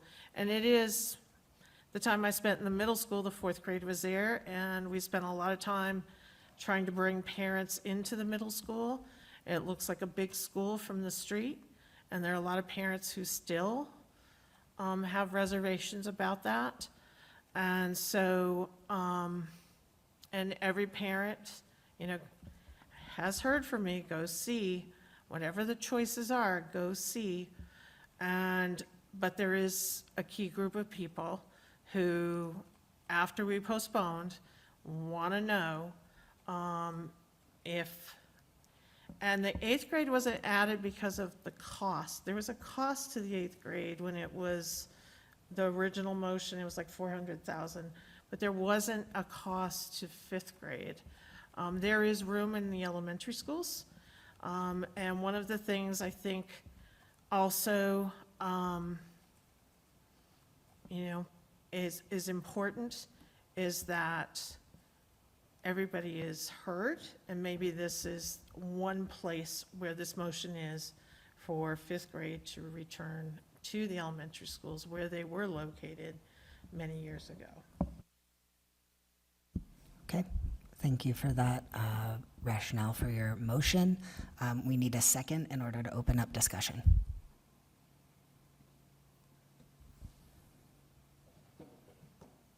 Second? All right, Mayor has seconded, so now it's open for discussion. All right, Member Deneve? I really feel for these parents that feel this way. I was a parent that felt this way. I was on their districting subcommittee for 2+ million years, and we talked about this endlessly with so many listening sessions, and I heard from so many parents and so many teachers, and we worked on this so hard. I still feel deep frustration in my soul that we were not able to make this happen. But Robert's rules got manipulated by someone, and we couldn't do it. And then the second year we had the budget cut and we couldn't do it. So it's not that we didn't want to do it, it's that we couldn't financially do it. And now I'm so thankful that the fifth grade teachers came to speak to us. And I'm so thankful that Ms. Fenimore came to speak to us, because what I heard is that they had to have some sort of make it work moment over there, because that's what they had. That's what they had to do, and they really pulled it together. And now they've got a great team. They've got a great situation. They're feeling confident. They're seeing positive movement. They're out of DESE status. They're feeling really good, and I want to honor that as well, because something changed between the time when we voted to do this and we were ready, and then being unable to, and we've got these years now, and they really had to step it up. So great work to them. But I hear there is harm and pain here, because this is what the community wanted. This is what we voted for. This is what we promised. We did complete part of the work by redrawing the lines, which I think was an important act of equity. So I'm glad that we did that. But I don't think that we could do this year, even if we wanted to, even if we poured all of our energy and intention into it. I don't think it's possible. It will take a second Herculean effort for the administration to figure out how to make this work. And I think that we have to revisit all of our discussions with the community, and I think we have to revisit the building situations maybe even. And there's definitely a cost associated with all of it. And then that leaves the whole 8th grade thing on the table too, which maybe is another discussion, but it's all just one whole of a problem that I have heard and I acknowledge, and I wish that I could turn back time and not have had any of the decisions. I wish I could have stepped in front of the decisions, but I couldn't. I was only one voice. So I know that's not an answer or even a question, but it's a feeling and it's a motivation, and I have to vote no because I know the amount of work involved to even do it, and we're not in that position now financially or administratively. Thank you. Other members? Member Webb? I definitely would like to say, when my child was in 4th grade going into 5th grade, I had lots of fears of the 5th grade transition, and I think that between the bridge from elementary to GMS has definitely been, the gap has closed. You know, they go over there for visits now. Everyone's invited over to their hot diggity dog end of the year celebration, where they do give like tours of the buildings to incoming families. I definitely had a fear of my child going to the big school, and it was, again, I'm speaking my personal perspective, was one of the great things. There's so many UAs over there, so many more opportunities for them to stay after school with their ELA teacher or their math teacher. And I know like the 7th grade, for example, is going to the science fair this year. So I know it's 7th and not 5th, but there's just room in 5th for them to get comfortable in the building between two transitions between 2 teachers and then up to 4 teachers. And I think sometimes we don't think our 4th graders are ready for that step up. I know I didn't, but then when it happened, I really realized my child was ready for that step up. Again, that's my child. I know others who have not had similar experiences. Member Childs? I'm going to be pragmatic. Looking at the timeline for doing it for next year, when we had to pause last year because of money, and we're looking at a just as, if not more dire financial picture, I don't see us finding the money, and I don't see us finding the money by our budget hearing next Monday. So just in terms of practicality there, I thought that we heard some very compelling arguments in favor of fifth grade at middle school, both from the people here tonight and also the emails we've been getting. One of the things that was said that really stuck to me was the support teams that they could offer for the fifth grade. I'm thinking, okay, how are we going to keep everybody employed and paid? And so if I'm hearing that we can have this support team for the full grade versus 3 support teams, one at each elementary school for fifth grade, I'm thinking dollars and cents there. So that's just strictly financially pragmatic. And additionally, I don't like the idea of pulling the rug out from under our teachers, our school administrators, and asking them in March to, oh, by the way, redo all of the schedule and all of the planning and all of the budget for these. I think if we do this, we need to do this in a very open, transparent, everybody sees it coming from 100 miles away, rather than a quick, rapid turnaround, make it work right now. I think if we rush it, we'll do a terrible job regardless. I think the biggest problem the fifth grade has is PR, and I'm glad they were here and able to talk more about that. And then my last question is, do we know how this would impact class sizes at the elementary schools? Would we have to force more kids in classrooms to make space for those extra fifth grade classes with the numbers that we have now projected and are now expecting? And would we be able to run those calculations quickly enough in order to juggle things around? I think for me, for this question, for this next school year, from strictly pragmatic standpoint, comes down to time and money, and I don't think we have enough of either of those.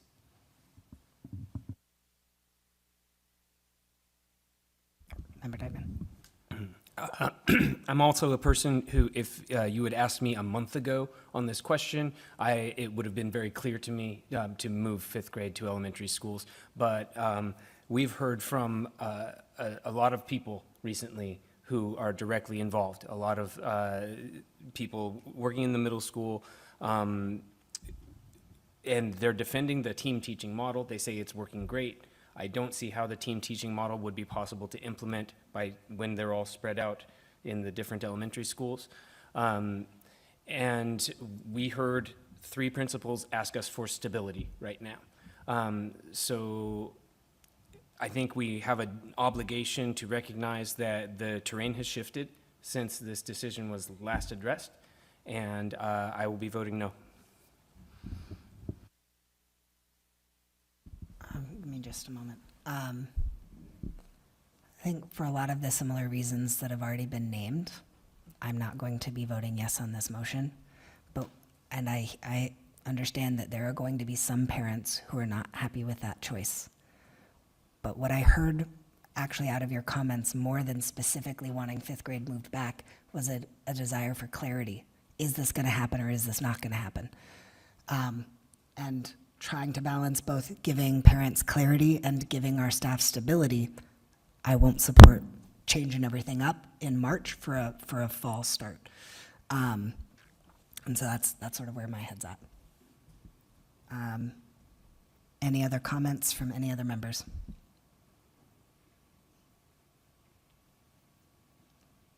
Seeing none. Oh, sorry, Member Childs.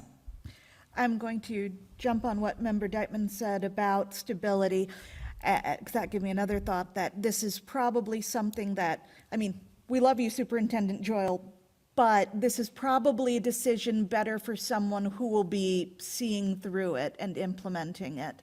So I think that any change should probably come with the long-time full and not an interim. Though if you clearly would be fully capable of doing a good job.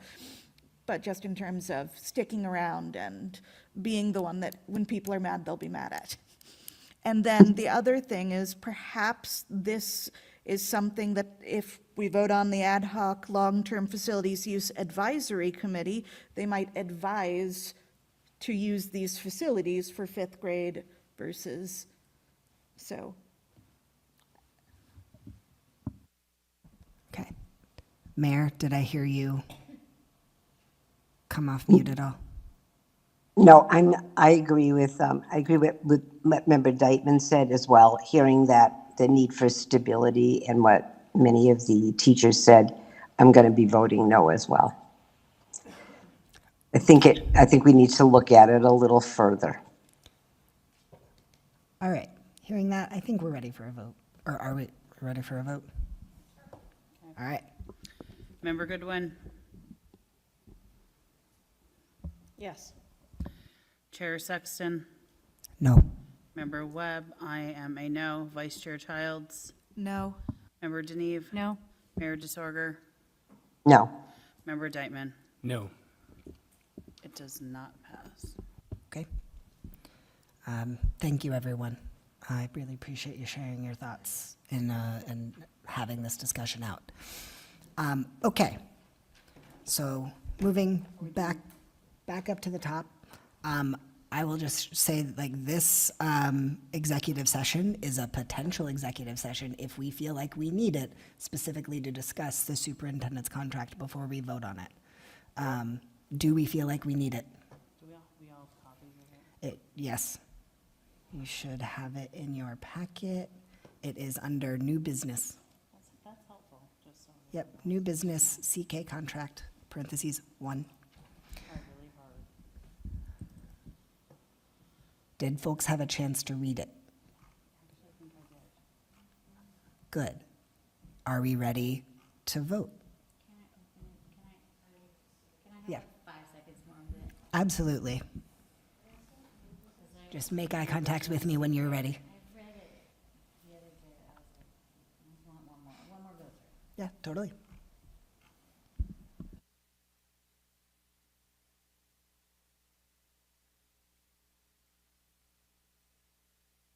Would we, yeah, that's my, I guess I have a kind of question. Would we want to let the two members that weren't at executive session know it was changed? Or would they be able to notice it on the contract?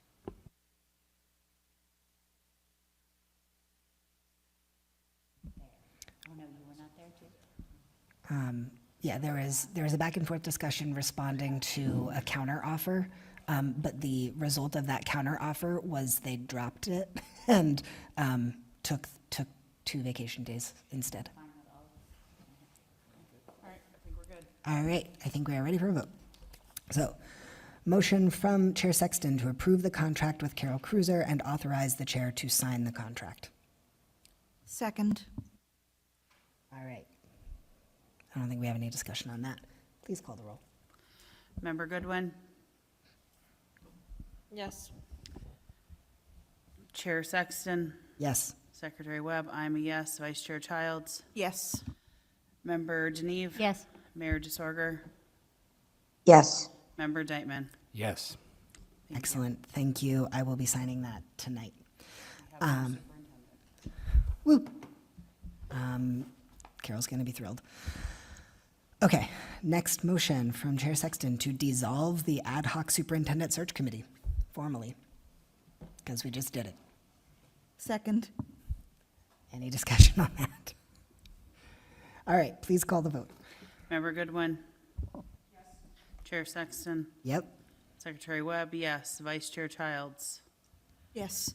Member Deneve? Yes. Mayor DeSorger? Yes. Member Deitman? Yes. Passes. All right, passes unanimously. That subcommittee is no more. And hopefully we won't need it again for a very long time. Next item, setting meeting dates for FY 2027 budget. Is that coming from you, Superintendent, or coming from you, Chair Childs? This was coming from somebody. Yep. Was this about the mayor changing the dates possibly? And Thought we did needing that that? already. No? Was this about the 325 vote? Unsure. This was on here when it was shared with me as a draft. I did not put this in here. Moving right along. Not the meeting dates for next, I was thinking when you mentioned it, Chair. I'm sorry that you meant, we're thinking next year's school committee. It does say budget. So it was just to notify, I'd say just, but to notify people of the meeting, public hearing on March 16th, and then another meeting on March 25th. Okay. Great. We are duly notified of the meetings on March 16th and March 25th about our budgets. So please, any members of the public who are watching this now or will watch this later, come to those meetings. Right, and we did do a advertisement in the newspaper. We have things available at central office. It is online. You've received the agenda already for next Monday with all the documents, so I think we're covered in pretty good shape. And they can access it on our GPS website. All right, so moving right along. Item D was something that I was bringing as a carryover from last year, but it is non-urgent, and in the interest of getting us out of here, because it's already 9:45, can I bump this to April? Yeah. The policy subcom will meet on March 30th, so we're going to do all of the things from the last pile Great. for April. So all of this for us will be on the following pile For May? for May. Okay, Just FYI. thank you. Perfect, so we're bumping D to April. You can bump any policy thing to April because it will not get to us until mid to end April or All right. May. I'm just telling you. All right, so what is that? That's item E. D and E and F and D, E, F, G. G. Not that, not that. Written down, we'll have them on the agenda for April, All right, not March, because March is already a doozy. okay. So, do we need, I think we need a vote to postpone items. I would like to take motion G and move that possibly to our community outreach to review it first before going to policy. And it sounds like we have time for that. Sure, can I get a sense of what it means for you all to review it?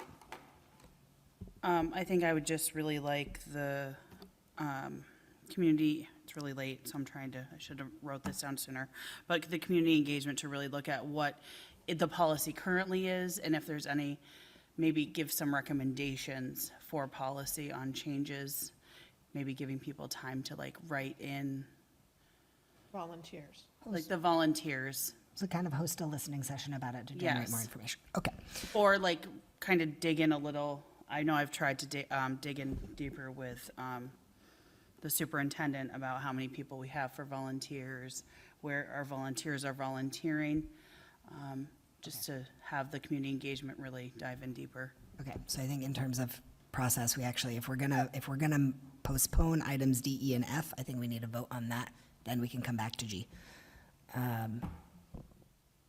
Can we take that vote on items D, E, and F right now to postpone them?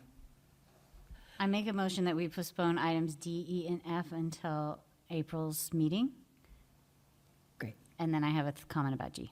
okay. I'll second the motion. Okay, any discussion about moving items D, E, and F to our April meeting? Seeing none, please call the roll. Member Goodwin? Yes. Chair Sexton? Yep. Secretary Webb, yes. Vice Chair Childs? Yes. Member Deneve? Yes. Mayor DeSorger? Yes. Member Deitman? Yes. Passes unanimously.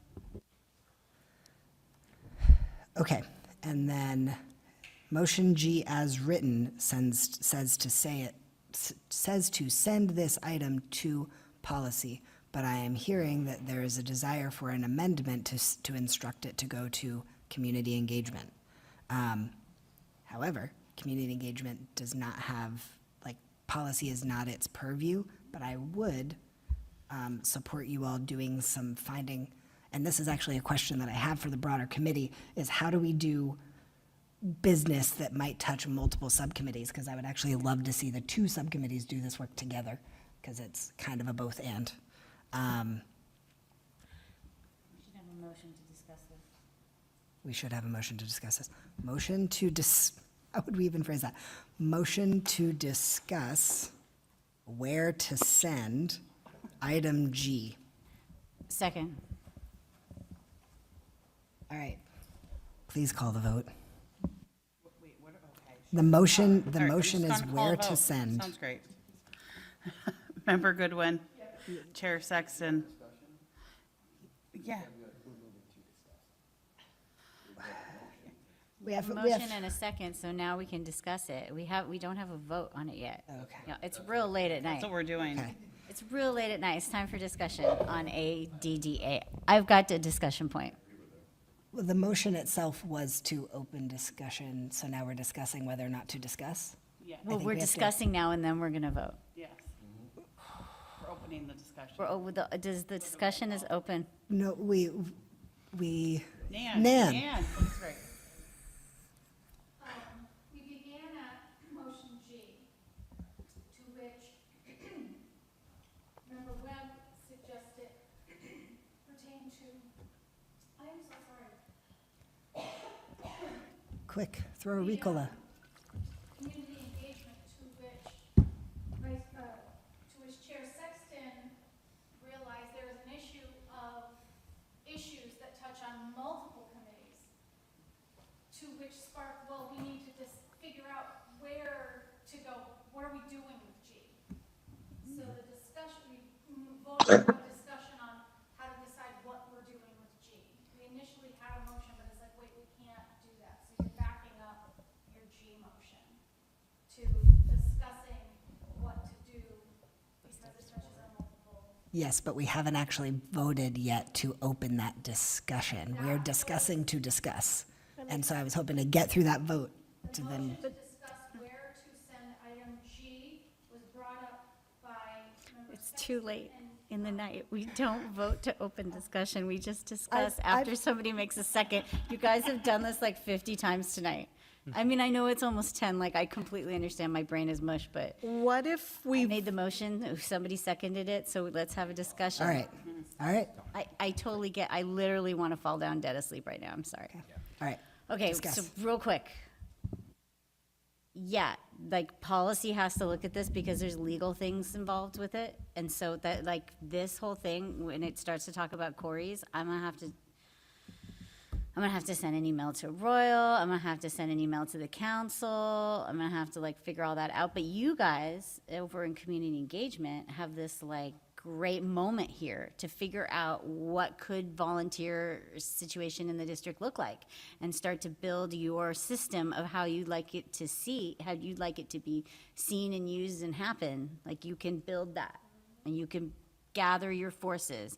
But then we have to find out in policy what the legal ramifications are gonna happen. Words are not working now, it's almost 10. But do you understand what I mean? We gotta make sure that like all the Corys and the fingerprinties and the thingies are in place so that everyone is safe, and that's all the policy is gonna do. The policy isn't gonna say like whether someone can, what the volunteer job is. That's for you guys to work with superintendent on. Sure. One thing, another way I've seen this done as well would be to, as Member Denis mentioned, it's a policy issue, but to have a policy subcommittee meeting and also invite, not too many, right, but a member, depending on people to come in and give opinions on what the policy could vote. So your committee could do some work potentially and send a representative, maybe not, if there's 3, not a school committee member, but you can attend meetings. You can't vote. So there's a difference. You So pe- can't speak at the meeting, Right. you can make public comment, but it's weird. Yeah, You right. shouldn't. Yeah, so if you had some. Watch them all later. Yeah, you could have somebody else come and bring forward, say, hey, here's what we talked about, and we did some of this, then the policy committee could take those recommendations and potentially do what they want with them, depending, so you don't have to move it from bang, bang, bang, and now you're 4 months out before anything happens. Just some different ways to do it. Member Goodwin. As somebody who's done the volunteer process, it scares volunteers away. So I think it's really looking at the process and then sending it for legal straight to policy, because right now, the way the process of volunteering is making it hard to get volunteers. Member Childs? Is there anything we could do from a non-policy perspective to help volunteers? Like, instead of sending people to Westfield for fingerprinting, could we partner with local law enforcement for fingerprinting? Is there any way, or one of the ideas I've heard, could we try to get someone to come in once a month? Mobile Corey or something. Yeah. So what would it look like? How could we help there? I think that's one of the reasons why I kind of wanted it sent to community engagement. Let's ask some of those questions. Okay, so Those Where- questions won't interfere with the policy work. great. So we're kind of in the middle of a motion, but I've lost sight of what that motion was. The motion is, oh, Exactly. Nan, what's the motion? What motion are we discussing right now? Nan's gonna kill us. We're sorry. So the language I have here is there was a motion to discuss where to send the item, but I understand now that we walked that back because we just needed a second. We initially were discussing the motion, the G, the way it's written. And then there was an amendment request, I think, from Member Webb.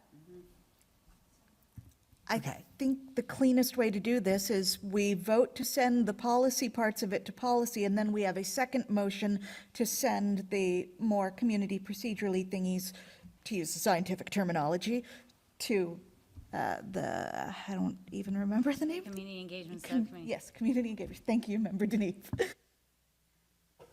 Okay. Great. So, given that, let's take those two motions in order.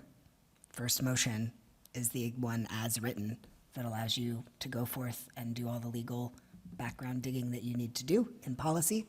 And then we'll make a new motion about the community engagement part of that. So, but first we need to vote on G now. Or I guess I motion. Anyone want a second G as written? Second. All right, we've got a second from Member Deneve. Let's vote.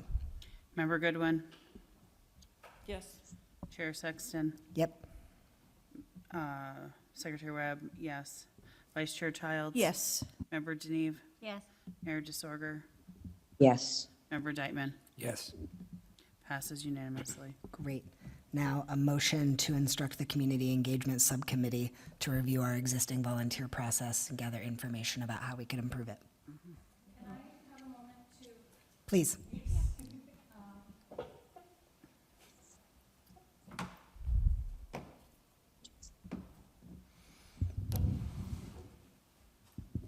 subcommittee to review? To review our existing volunteer processes. Add with stakeholders? Sure, I mean, that is, you guys get to decide how you go forth. Existing volunteer policy. Processes, specifically processes. And make any recommendations for improvement.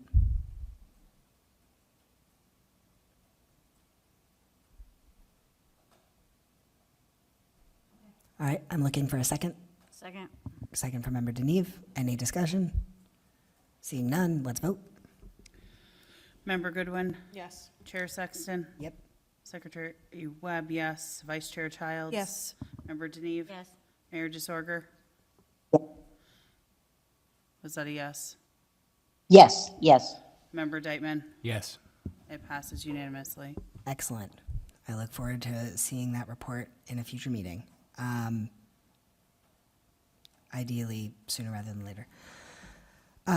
Okay, now we're on to item H. Motion from Member Deneve to create a resolution to support House Bill H 4361, which is also known as an act relative to benefits for teachers. I believe we received a public comment about this last meeting. Member Deneve, do you have any additional motivation or rationale for this that you would like to share?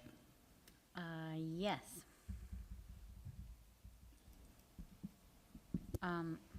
First of all, it's part of our job and policy to do these things for the constituents that come before us with these issues, as long as it's something that we support and that's within our purview and our mission statement, and this is.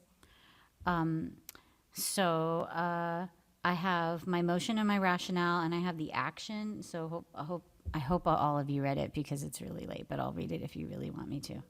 Has everybody read it? No? Yes? Did you all read it? Are you okay? Because if y'all are good with it, maybe we could just vote it. So I don't have to read it. Okay. Great. I'll second. Okay, great. Okay. Motion on item H from Member Deneve, a second from Member Childs. Any discussion? Seeing none, let's call the vote. Member Goodwin, Yes. Chair Sexton, Yep. Member Webb, yes. Vice Chair Childs. Yes. Member Deneve, Yes. Mayor Disorder, Yes. Member Deitman. Yes. Passes unanimously. Amazing. Thank you all. Item I, motion from Member Deneve to support the Mass Foundation Budget Review Commission. Second. Okay, you know what? I feel like this motion is not in the. Oh, did it not make it in? I don't see it, but you know what? I think it, yeah, no, it never made it into bummer. a Okay. digital packet. I will happily find it if you give me a second. And then I can read it to you real quick, if that would work. Should we move it? Or we can move it to next. Is this time sensitive if we don't do this, if we don't like support this now? No, no, it's not.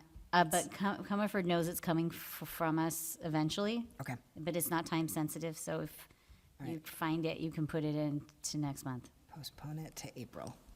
I did send it to you, but if you do yes, not have it, then. I don't know why it didn't make it in. There were It's many okay. things, but apologies for that.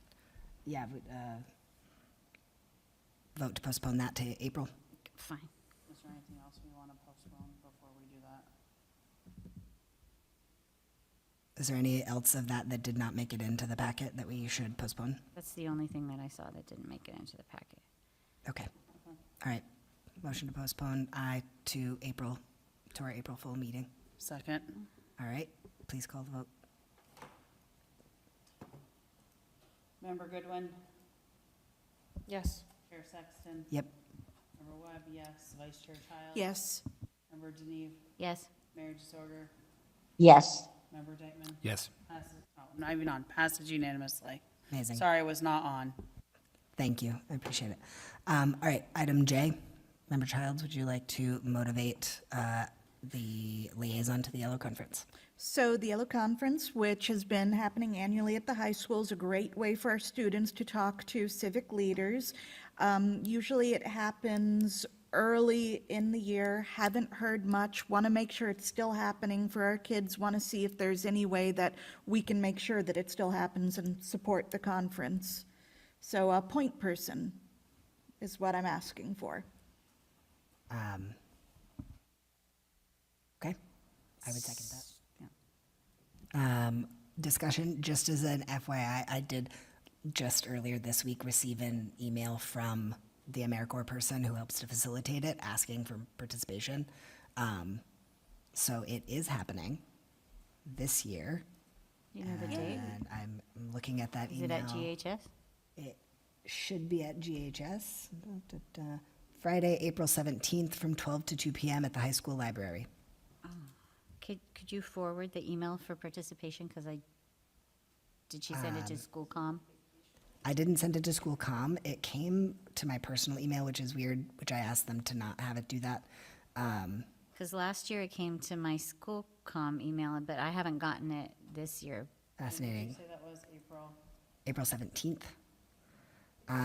Because I asked if I could forward this to you all and also to the city council, and the reply that I got was about invitations being tricky because they want to have a decent ratio of students to officials.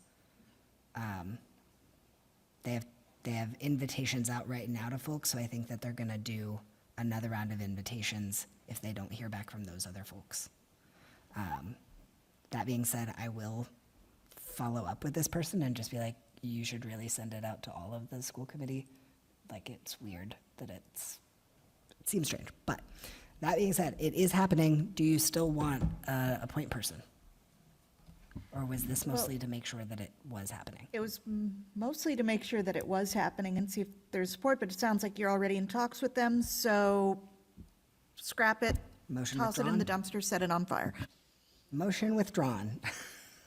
I hope that when you all get invitations, if you do, that you go, because it is the very best day of the entire year. Yes. From my perspective. Hard agree. Okay, item K, motion for Member Deneve to donate historical materials to the Greenfield Historical Society. Okay, so if you go into the GMS basement as you're going through central office, there is a very large hutch and it's full of really wonderful things. You can find out who was absent in 1954. You can find out who won some football thing in 1943. There are vast troves of wonderful things that are going to deteriorate and be gone forever. So someone needs to take them and they just live in there. And I've spoken to Becky about it. I spoke to Karen Patnode about it. I spoke to DeBarge about it. Everybody's like, I don't know, it just lives here. So let's make it live somewhere else. Hopefully in the Historical Society, that would be great. So I think what I'm looking for is that somebody does the work of contacting the Greenfield Historical Society and getting them to come and get the things so that they can be properly digitized or whatever they choose to do with them. Are you volunteering? No, I'm so busy. I do not have the time to do that. I'm hoping somebody else will be excited by history, passionate about absenteeism from the 40s. Okay, in order. Nan, do you want to do it? Thank you, Nan. Okay. Wonderful. I'll second the motion. Thank you. That's what we needed. So the motion was made by Member Deneve. It was seconded. Do we have some discussion? Just say, yeah, quickly, Dan, let me know. And if, we do find that they will take the things and have space for it, before they just come in, I say, grab that stuff in the hallway. Keep me posted, and I can put an all-call out to principals to see what other things, because I know that there's some things down in the conference room and some other things that maybe could go at the same time. That's a great To be idea. preserved. Excellent. Nan, would you come and tell us what happens after you do that? Yes. In the future? Superintendent, I will reach out to you first to say what's the scope of what it is that we're asking them to take, and then I will reach out to them. Yeah, they can come for a quick walkthrough thing if somebody Yeah. is available. If for whatever reason the Historical Society says, no, we don't want your yearbooks or other attendance records or anything like that, I would like to encourage you to reach out to the alumni and see if any of them, for whatever reason, might want it. I just don't think we need to stop at the Historical Society. Fascinating. Nan, you're the person. You just know. Nan's the right one. Okay, so I think we need to vote to authorize Nan and Superintendent to go forth and do this project. Member, my mic's on now. Member Goodwin? Yes. Chair Sexton? Yep. Member Webb, yes. Vice Chair Childs? Yes. Member Deneve? Yes. Mayor JaSorker? Yes. Member Dykman? Yes. Passes unanimously. Great. Item L, Member Deneve, do you still want this motion on here, given the vote we took earlier under the budget report out about warrants being included in our minutes, or our regular meeting materials? I was thinking about that, and yes, because I think that they need a spot on the website. The public needs to be able to click on them. Okay. All right, so that's the motion. Looking for a second? I'll second it. All right, any discussion? Yes, Member Webb? Just to say, the way the motion is written, it says or published, not and. To have the warrants to public Okay. or have them included in the electronic packet for school committee meetings. Yeah. Okay. When you read it, it says warrants and meeting materials or published on the Greenfield Public School website. So would you like to amend that to just say to include warrants on the Greenfield Public Schools website? Yes. Is that an amendment that's accepted? Okay, so that amendment is there. I just have a question. Yeah, now is the time. I guess I mean, I've never seen it, like, on different websites, so is there a reason why we wouldn't put it out there? I know it's supposed to be public, but maybe it's just, it's so much information, people don't. How are we allowing the public to access it now? I don't know if who can answer the question from that table.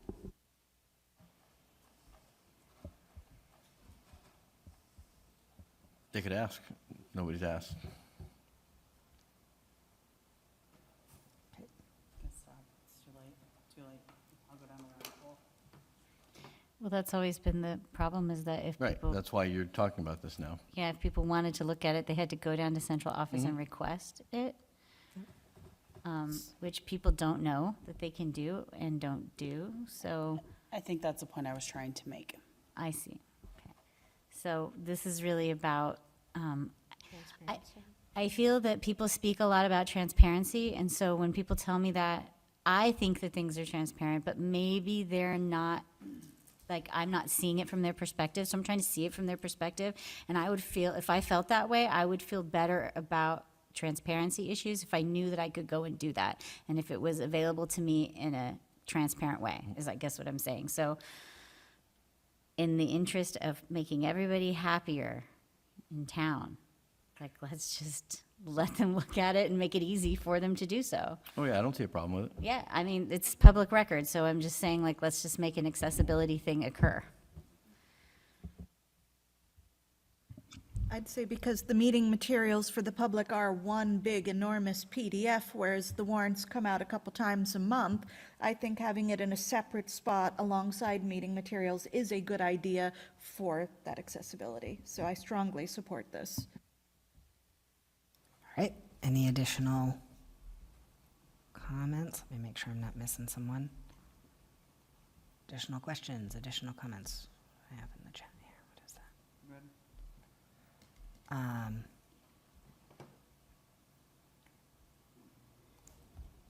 Okay.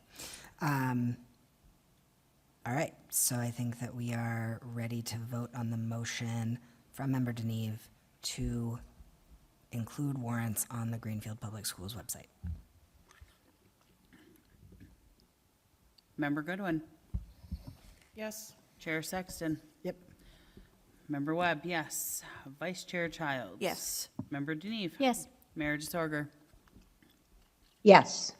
Member Deitman. Yes. It passes unanimously. Great, thank you. Next item, 3 left, folks, and then we can move on to old business. Motion from Member Deneve to request an update on the Yonder Pouch program efficacy, current contract status, and cost. Second. Okay, any other motivation that you'd like to make? It's just, we've had it for a while. I just want a little update as to, like, is it still working? How's it going? Do people still use it? Just that, just to check in, because it is something that we pay for every year, and it is an integral part of our school culture.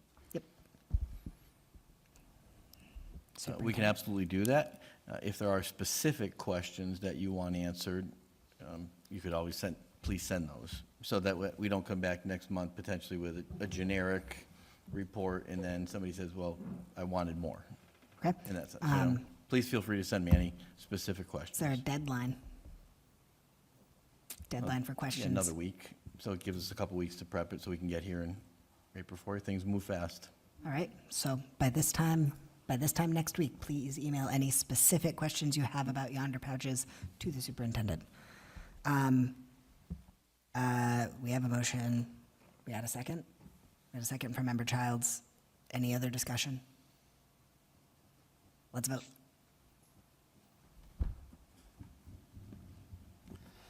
Member Goodwin. Chair Sexton. Yep.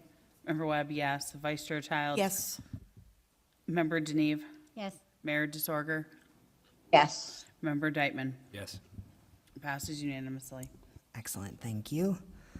On to motion N, motion from Member Goodwin that the school committee add 2 additional members to the business manager hiring committee, 1 from the subcommittee of business, finance, and warrants, and 1 to represent the city of Greenfield, which presumably that would be the mayor. Would you like to motivate this motion? Yes. So, this is something that we've been trying to accomplish, and there's been multiple attempts.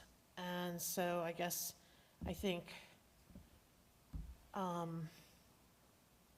having 3 people versus 1 maybe will be supportive, and maybe making just having all stakeholders included, maybe we'll have more things happen. This needs to be done, and I think it's just, we seem stuck with it right now. So I'm just moving that we add somebody from a subcommittee for budget and somebody to represent the city. All right, Instead of just one person. this motion needs a second. Second. Okay, discussion. Member Deneve? I've taken the volunteer training to do this. And I've taken the budget and finance training voluntarily. And I've been on budget and finance. And also, I would say, we are a separate entity. We are elected in a separate body. We are not the city. Our job is to do oversight of our budget. The city's job is not to oversight our budget. And I think that that's something that people forget all the time, but we are the school district. The city should not come in and oversight us. We oversight ourselves. Also, there's already 8 people in the room, 6 to 8 people in the room already for these. And we also have no one applying. And we can't force people to apply. We cannot magically make candidates appear. So adding anybody will make the room considerably fuller and the interviews take longer. And I don't see the problem statement. I don't see that there's a problem with it because it's not going to help anything be materialized.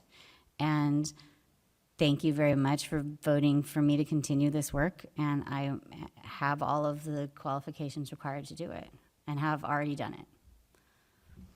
Member Childs? I do see that concern about too many cooks.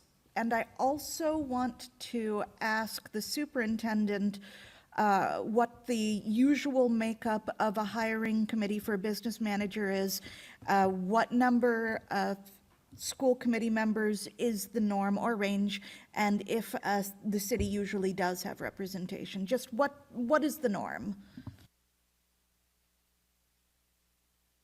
Norms vary, right? They're averages, right? So when you say what's the average is on any interviewing committee, many of you would just you all participated in the superintendent hiring at the end, but some of you did the screening as well too. Big committees are tough.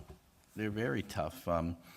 So smaller is always better, in my opinion. You're going to be screening some people first, and you being the school committee, you hire the business manager. So should you have finalists, there are other things in life where I may bring recommendations forward, or the position of superintendent hires, right? This is one of the things that are under your purview in that sense, and the committee will bring to you finalists, or could bring to you finalists or candidates to move forward. In that sense, I also agree with Member Deneve on separating and not having somebody from the city. And not that we don't want to engage with the city, right? I think we're engaging every month by showing up at city council meetings and talking with them and being on different committees and sharing a lot. But this is your job in that sense for that. So I think smaller is better. What is smaller? It's relative, right? It's like what's a lot in life. What's a lot of money to you is not a lot of money to somebody else in that sense. But the more you have, the tougher it gets. You do have 6 candidates right now for that, and I was delaying, and I use the word delaying, putting anything together. Obviously, I knew this motion was coming here tonight, right? I knew you were going to potentially be hiring a new superintendent tonight. So now with those things happening, will involve, I would assume, and I would like to involve the new superintendent on that, along with any other members that you choose to, so we can get that going. I see Member Webb. I'm really sorry to keep going here, but I'm curious who is on this committee, I guess would be my question. Because you said it's the school committee who's hiring it, so I'm guessing it's Member Deneve and yourself in the room, maybe Assistant Superintendent Sullivan. I wouldn't see our, Yeah, no, so that committee, I know that I have the notes, because it's on my desk from the last month, or a month or two ago, when Member Deneve was voted on some of the Canton members who would be in there. I will not be sitting on that committee. The new superintendent will be. It's not a committee. It's not a committee. It's a screening. Would be the liaison to it. And how it worked before was it was Superintendent Patnode, it was David Messing, it was Stephen Sullivan, it was 2 people from the accounting office and myself. And we pre-screened people. We talked. We chose candidates that we thought were worthy of interviews. We interviewed them, and then anybody that we chose they wouldn't make the decision. I would have to bring it to you. You all I'm not picking this person. I'm just sitting in on the interviews, and then I would bring the candidates that we all thought were worthy to you, and then you could make the determination, and we would all hire together, like just as we would with the superintendent. So that will have to happen. It's not like my job to do this, but there's some screening that has to happen, and the last pool all said no and disappeared, and pulled their applications for various reasons that we have already discussed. I did have another question. I had 2 questions. And is there crossover work between the city to the school side? Like, we're asking the business department to have a representative there to interview. I'm wondering if there's crossover that we would want a person from the city side there. There was one of the interview questions was about the relationships with the city business manager, because they do have a relationship. And Well, at the last meeting, you said how important it was for us to have input from people in the business office to make sure they had someone they were comfortable with. Would it be just as important to have someone from the city side to make sure they're also comfortable with them? I don't necessarily know. When I took the training from MASBO, they said that you obviously want the 2 parties to be collegial and cordial and kind and be able to work well together, but they are separate. They are separate. And so while by nature they will work together, they do not work necessarily with each other, into each other, because we are a separate organization, and we have to constantly remind ourselves of that and talk about that all the time, or we will lose control of that. And people do want to make us lose control of that, but we are our own separate elected body doing this work, which is separate from the city. So there is really no reason for the city to be there. But then again, everybody kind of knows each other. They probably already know each other, maybe, the way that superintendents all know each other. It's a small pool. Member Goodwin. So the mayor sits on the school committee to be that bridge, and has the whole city, the whole budget, everything in her head. And we have struggled with a collaborative approach in the past. It's been more blame. And I would like, personally, to have the mayor sat on the superintendent search. I felt that was appropriate. I also feel it's appropriate, if she can't do it, that she appoints somebody. I mean, they don't have to have a vote, but they should be in the room. I've seen hiring committees in South Hadley that had 30 people in the room to hire a superintendent but stakeholders felt they had a voice. And I think that's important. I just don't want to be in this position. There are 6 people who have applied. I guess I would love to see a finalist in front of us, by next month. I feel like we're kind of stuck. And so this motion really is about hopefully getting us more stakeholders, more energy into this. Member Childs, and then I would really like to move us along. My concern about being stuck and slowing things down is if we add more people, that adds more schedules that have to be juggled to find times, and I worry that adding people might slow us down. Also, I wanted to know what you meant by, let me see, where is it? Someone to represent the city of Greenfield.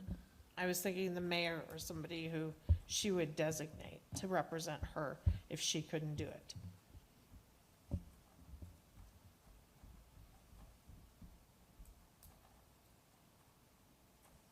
Any additional comments or questions? Yes, Member Deneve? I still don't see the problem statement. What is the problem statement? Like, what is the issue? I think that the Sure. issue is personal rather than an issue with the actual work, personally.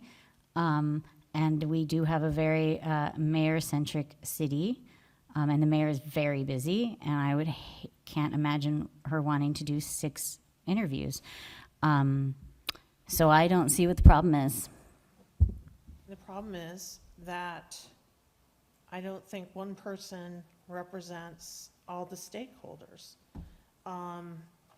When we did the whole thing for searching for a school committee member, we had 3 people from the school committee doing that process. By having one person from a school committee do the business manager search, this is not personal, this is really about feeling like to me, both jobs are equally important, and I feel like we're just,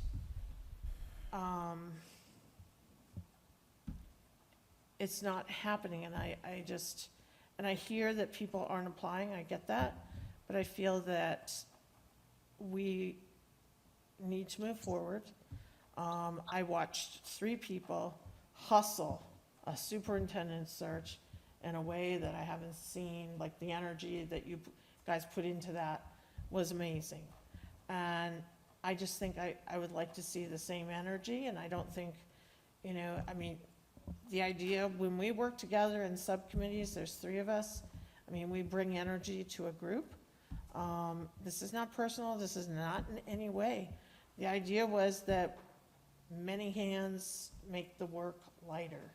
It was not in any way personal. So if it gets voted down, it gets voted down, but I think what you should hear is frustration on that, how can we help this process along? And that's what this motion is about, helping the process move forward, but also including the stakeholders who work with this person. This person will work with the city. We all have the same, that's gonna happen. If you don't want to include them in that process, that's what your vote will say.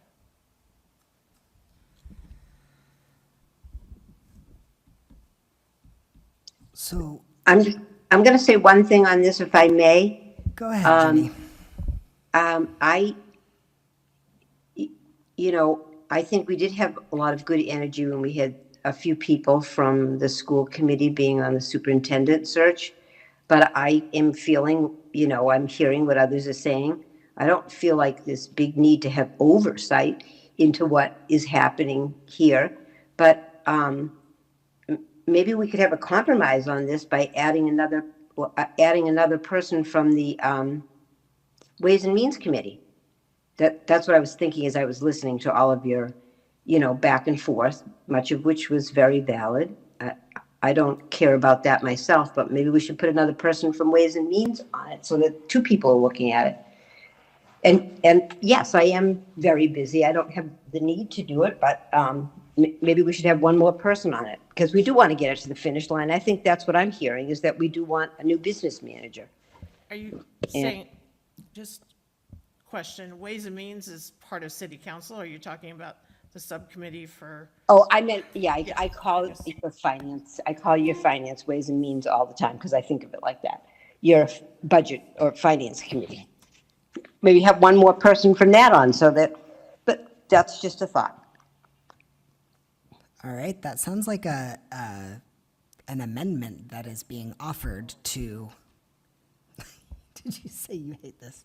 An amendment that is essentially to drop the second clause after the semicolon, or actually, to drop the clause after and, like, after finance, no one to represent the city, and just do one from business and budget and finance, not business, it's budget, finance, and warrants.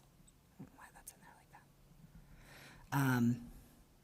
that. Is that amendment accepted? Yes. By the mover, and who seconded that? One second to it. Who? Did you second it or no? I made it. No, but who seconded the original motion from Member Goodwin? I think it was Member Webb. Could have been me. Great. Member Webb seconded. Okay. Do you accept that amendment? I'd just like clarification on the amendment. So it's that the school committee, no, wrong line. It's really too late for this. So we would have one person from the school committee and one person from Ways and Means. That's the amendment. Or just one person from Ways and Means. Nobody from Ways and Means, being very clear that Ways and Means is the name that the city council has for Correct. that. It is budget, finance, and warrants, and I want to be very clear because we are not allowing the city council to have a vote in the screening committee. No. Yeah. Yes, so just being very clear. So you're, the mover of the motion is good with that amendment, is the seconder of that? Yes. Okay, so that is the new amended motion that is on the table, just for one other person.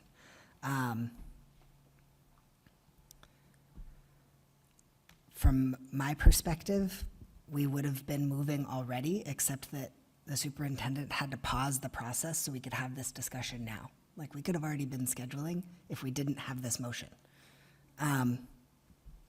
You know, and I don't want to lose any of these 6 candidates. I want you to talk to them all so that you can then have a smaller pool that comes to us.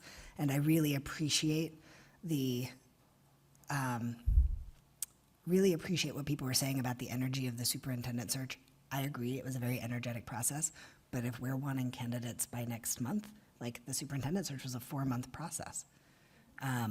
We don't have 4 months, I think, to get this done.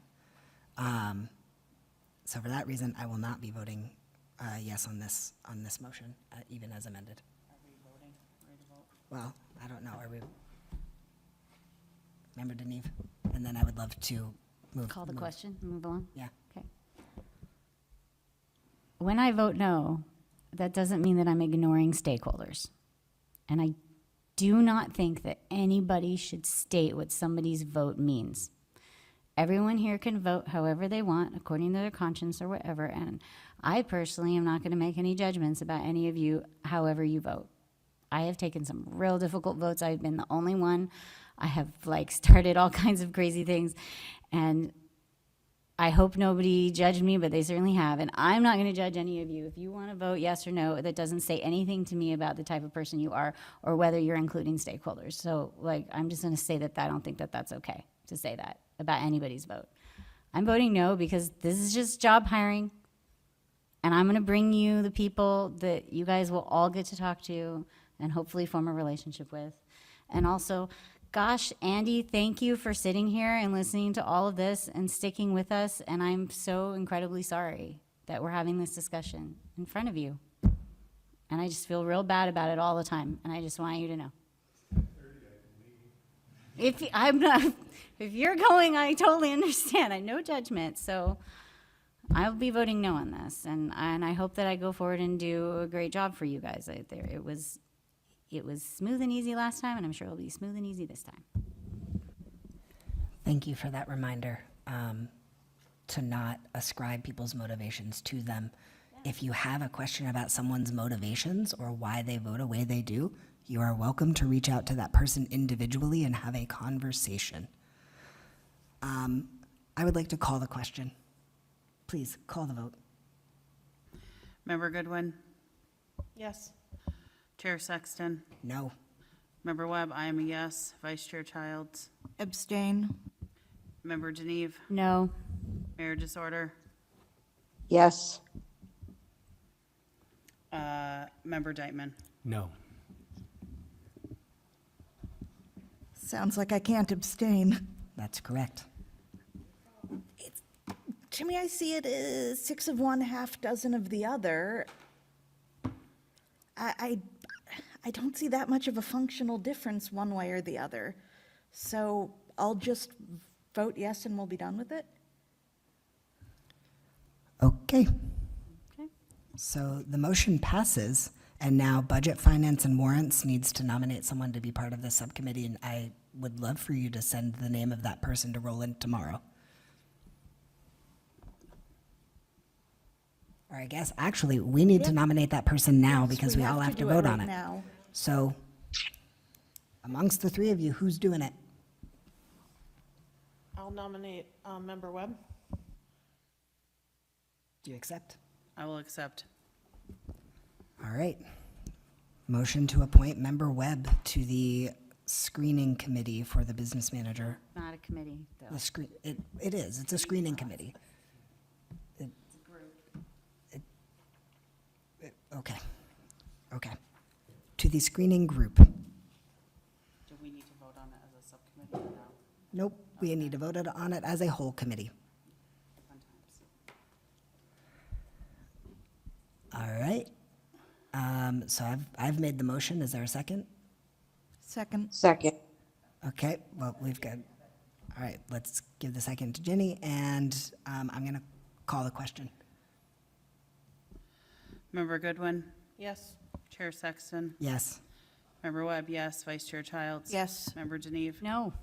Mayor Disorder, Yes. Member Dykman. Abstain. So it passes. All right, motion passes with 1 no, 1 abstention. Moving on. We already did item O, yay us. Moving on to item P. Motion for Member Goodwin that the school committee form an ad hoc committee. Can we please move this to April? Please. All right, Second. all right. Let's call the question on moving item P to our April agenda. Member Goodwin, Yes. Chair Sexton, Yes. Member Webb, yes. Vice Chair Childs. Yes. Member Geneve. Mayor Disorder, Yes. Member Dykman. Yes. It passes unanimously. Excellent, thank you so much. We are now moved on to old business. I'm going to make a motion to postpone item A to April as well. Second. Great. Call the roll, please. Member Goodwin. Yes. Chair Sexton, Yep. Member Webb, yes. Vice Chair Childs. Member Geneve. Mayor Disorder, Yes. Member Dykman. Yes. Passes unanimously. All right, thank you very much. Item B is a housekeeping. Motion from Chair Sexton to rescind the mediation vote that we took on February 19th, given the new information about its potential illegality. All right, second from Member Childs. Oh, sorry, second from Member Goodwin. My apologies. Any discussion on that? All right, please call, please call the vote. Oh, Oh, sorry, did you actually have? I also spoke to the Attorney General, but I think it won't affect what we're about to do right now, so. Okay. Member Goodwin, Yes. Chair Sexton, Yep. Member Webb, yes. Vice Chair Childs. Yes. Member Geneve. Yes. Mayor Disorder, Yes. Member Dykman. Yes. It passes unanimously. Okay, thank you. Item C, we obviously made the vote about mediation for a reason. But if we can't proceed in the way that we had intended, and we still think that it is a worthwhile thing, then we need to figure out a different mechanism. I'm not expecting us to figure it out right now, but I would love to generate what do we need to know in order to have a better discussion about this in April. Member Deneve. I had a conversation with the Office of the Attorney General and with MASC about this issue. I know that there was an article in the Recorder, and I know that a member of our public sent a message to the AG saying they're going to violate the law. So I come from a family of lawyers, and that's what lawyers do when they want to make you scared. And so I changed my language and I wrote to the Attorney General and I said, hey, we would like to work better as a body. We have heard that we cannot do this in executive session. Can you please advise us how we should do this? And they said, yes. In fact, you can't do this in executive session, but there are all kinds of things you can do as a public body without posting for the public. And they would love to advise us on that. And then I also called MASC and spoke with Glenn Kuchar, who said, well, of course you can, because you and I both took the training on dealing with toxic people. And one of the training suggestions was having mediation with the school committee. How do you do that? You do that by not deliberating school committee business. So if we are not deliberating school committee business, we do not have to post for the public. And shocker, we can even have retreats where we don't discuss school committee business. We can have workshops as a group where we don't discuss school committee business. We can have interactive group functions to become a better public body without having to post for the public, as long as we are not deliberating. We do not have to do it in front of them. We can do it on our own to become better public servants. So there is a way forward. It's not through executive session, but that doesn't mean that we cannot do it. And there are groups that will help us. Thank you. I look forward to hearing more about this in April. Member Childs. I wanted to make it clear that dealing with toxic people, though I didn't attend it, that was not editorializing. That was literally the title of the panel. These titles are flashy and attention grabbing to try to get attendees. In no way was Member Deneve calling anyone on this committee toxic. It was literally the name of the panel. I took it in 2022. I just want to reiterate I did my charting the course on Saturday, and it was also mentioned, trainings, as long as we are not discussing specific item agendas or making any motions or voting that would be occurring, and that was from Liz LaFont. Great, thank you. Member Deneve, would you be willing to forward any email exchanges you had with the Attorney General's office or Mask about this? Yes, I will, but the MASC conversation was via phone, and I would encourage every one of you to call them anytime you ever have any questions about anything, because I'm not kidding you, they will pick up the phone. It's not a phone tree, it's their private cell phones, and they will drop everything and talk to you. So you can all have this conversation with Glenn. Can confirm. Okay, thank you. We will return to this item in April to figure out exactly how we would like to move forward with this. I would motion to adjourn. Oh, sorry. If I may, I was reminded, and I did forget, Member Webb had asked earlier about the warrants. They are posted on the city website all the time. So we will connect the link through that. Is that a correct statement? Yes, the city uses Open Checkbook, so you can go and search every vendor, every payment, every check that's been cut. Amazing. The more you know. Great, thank you. Motion to adjourn. Second. Excellent. Oh, wait, you forgot. Wait, what? You forgot new business for next month. Oh, crap.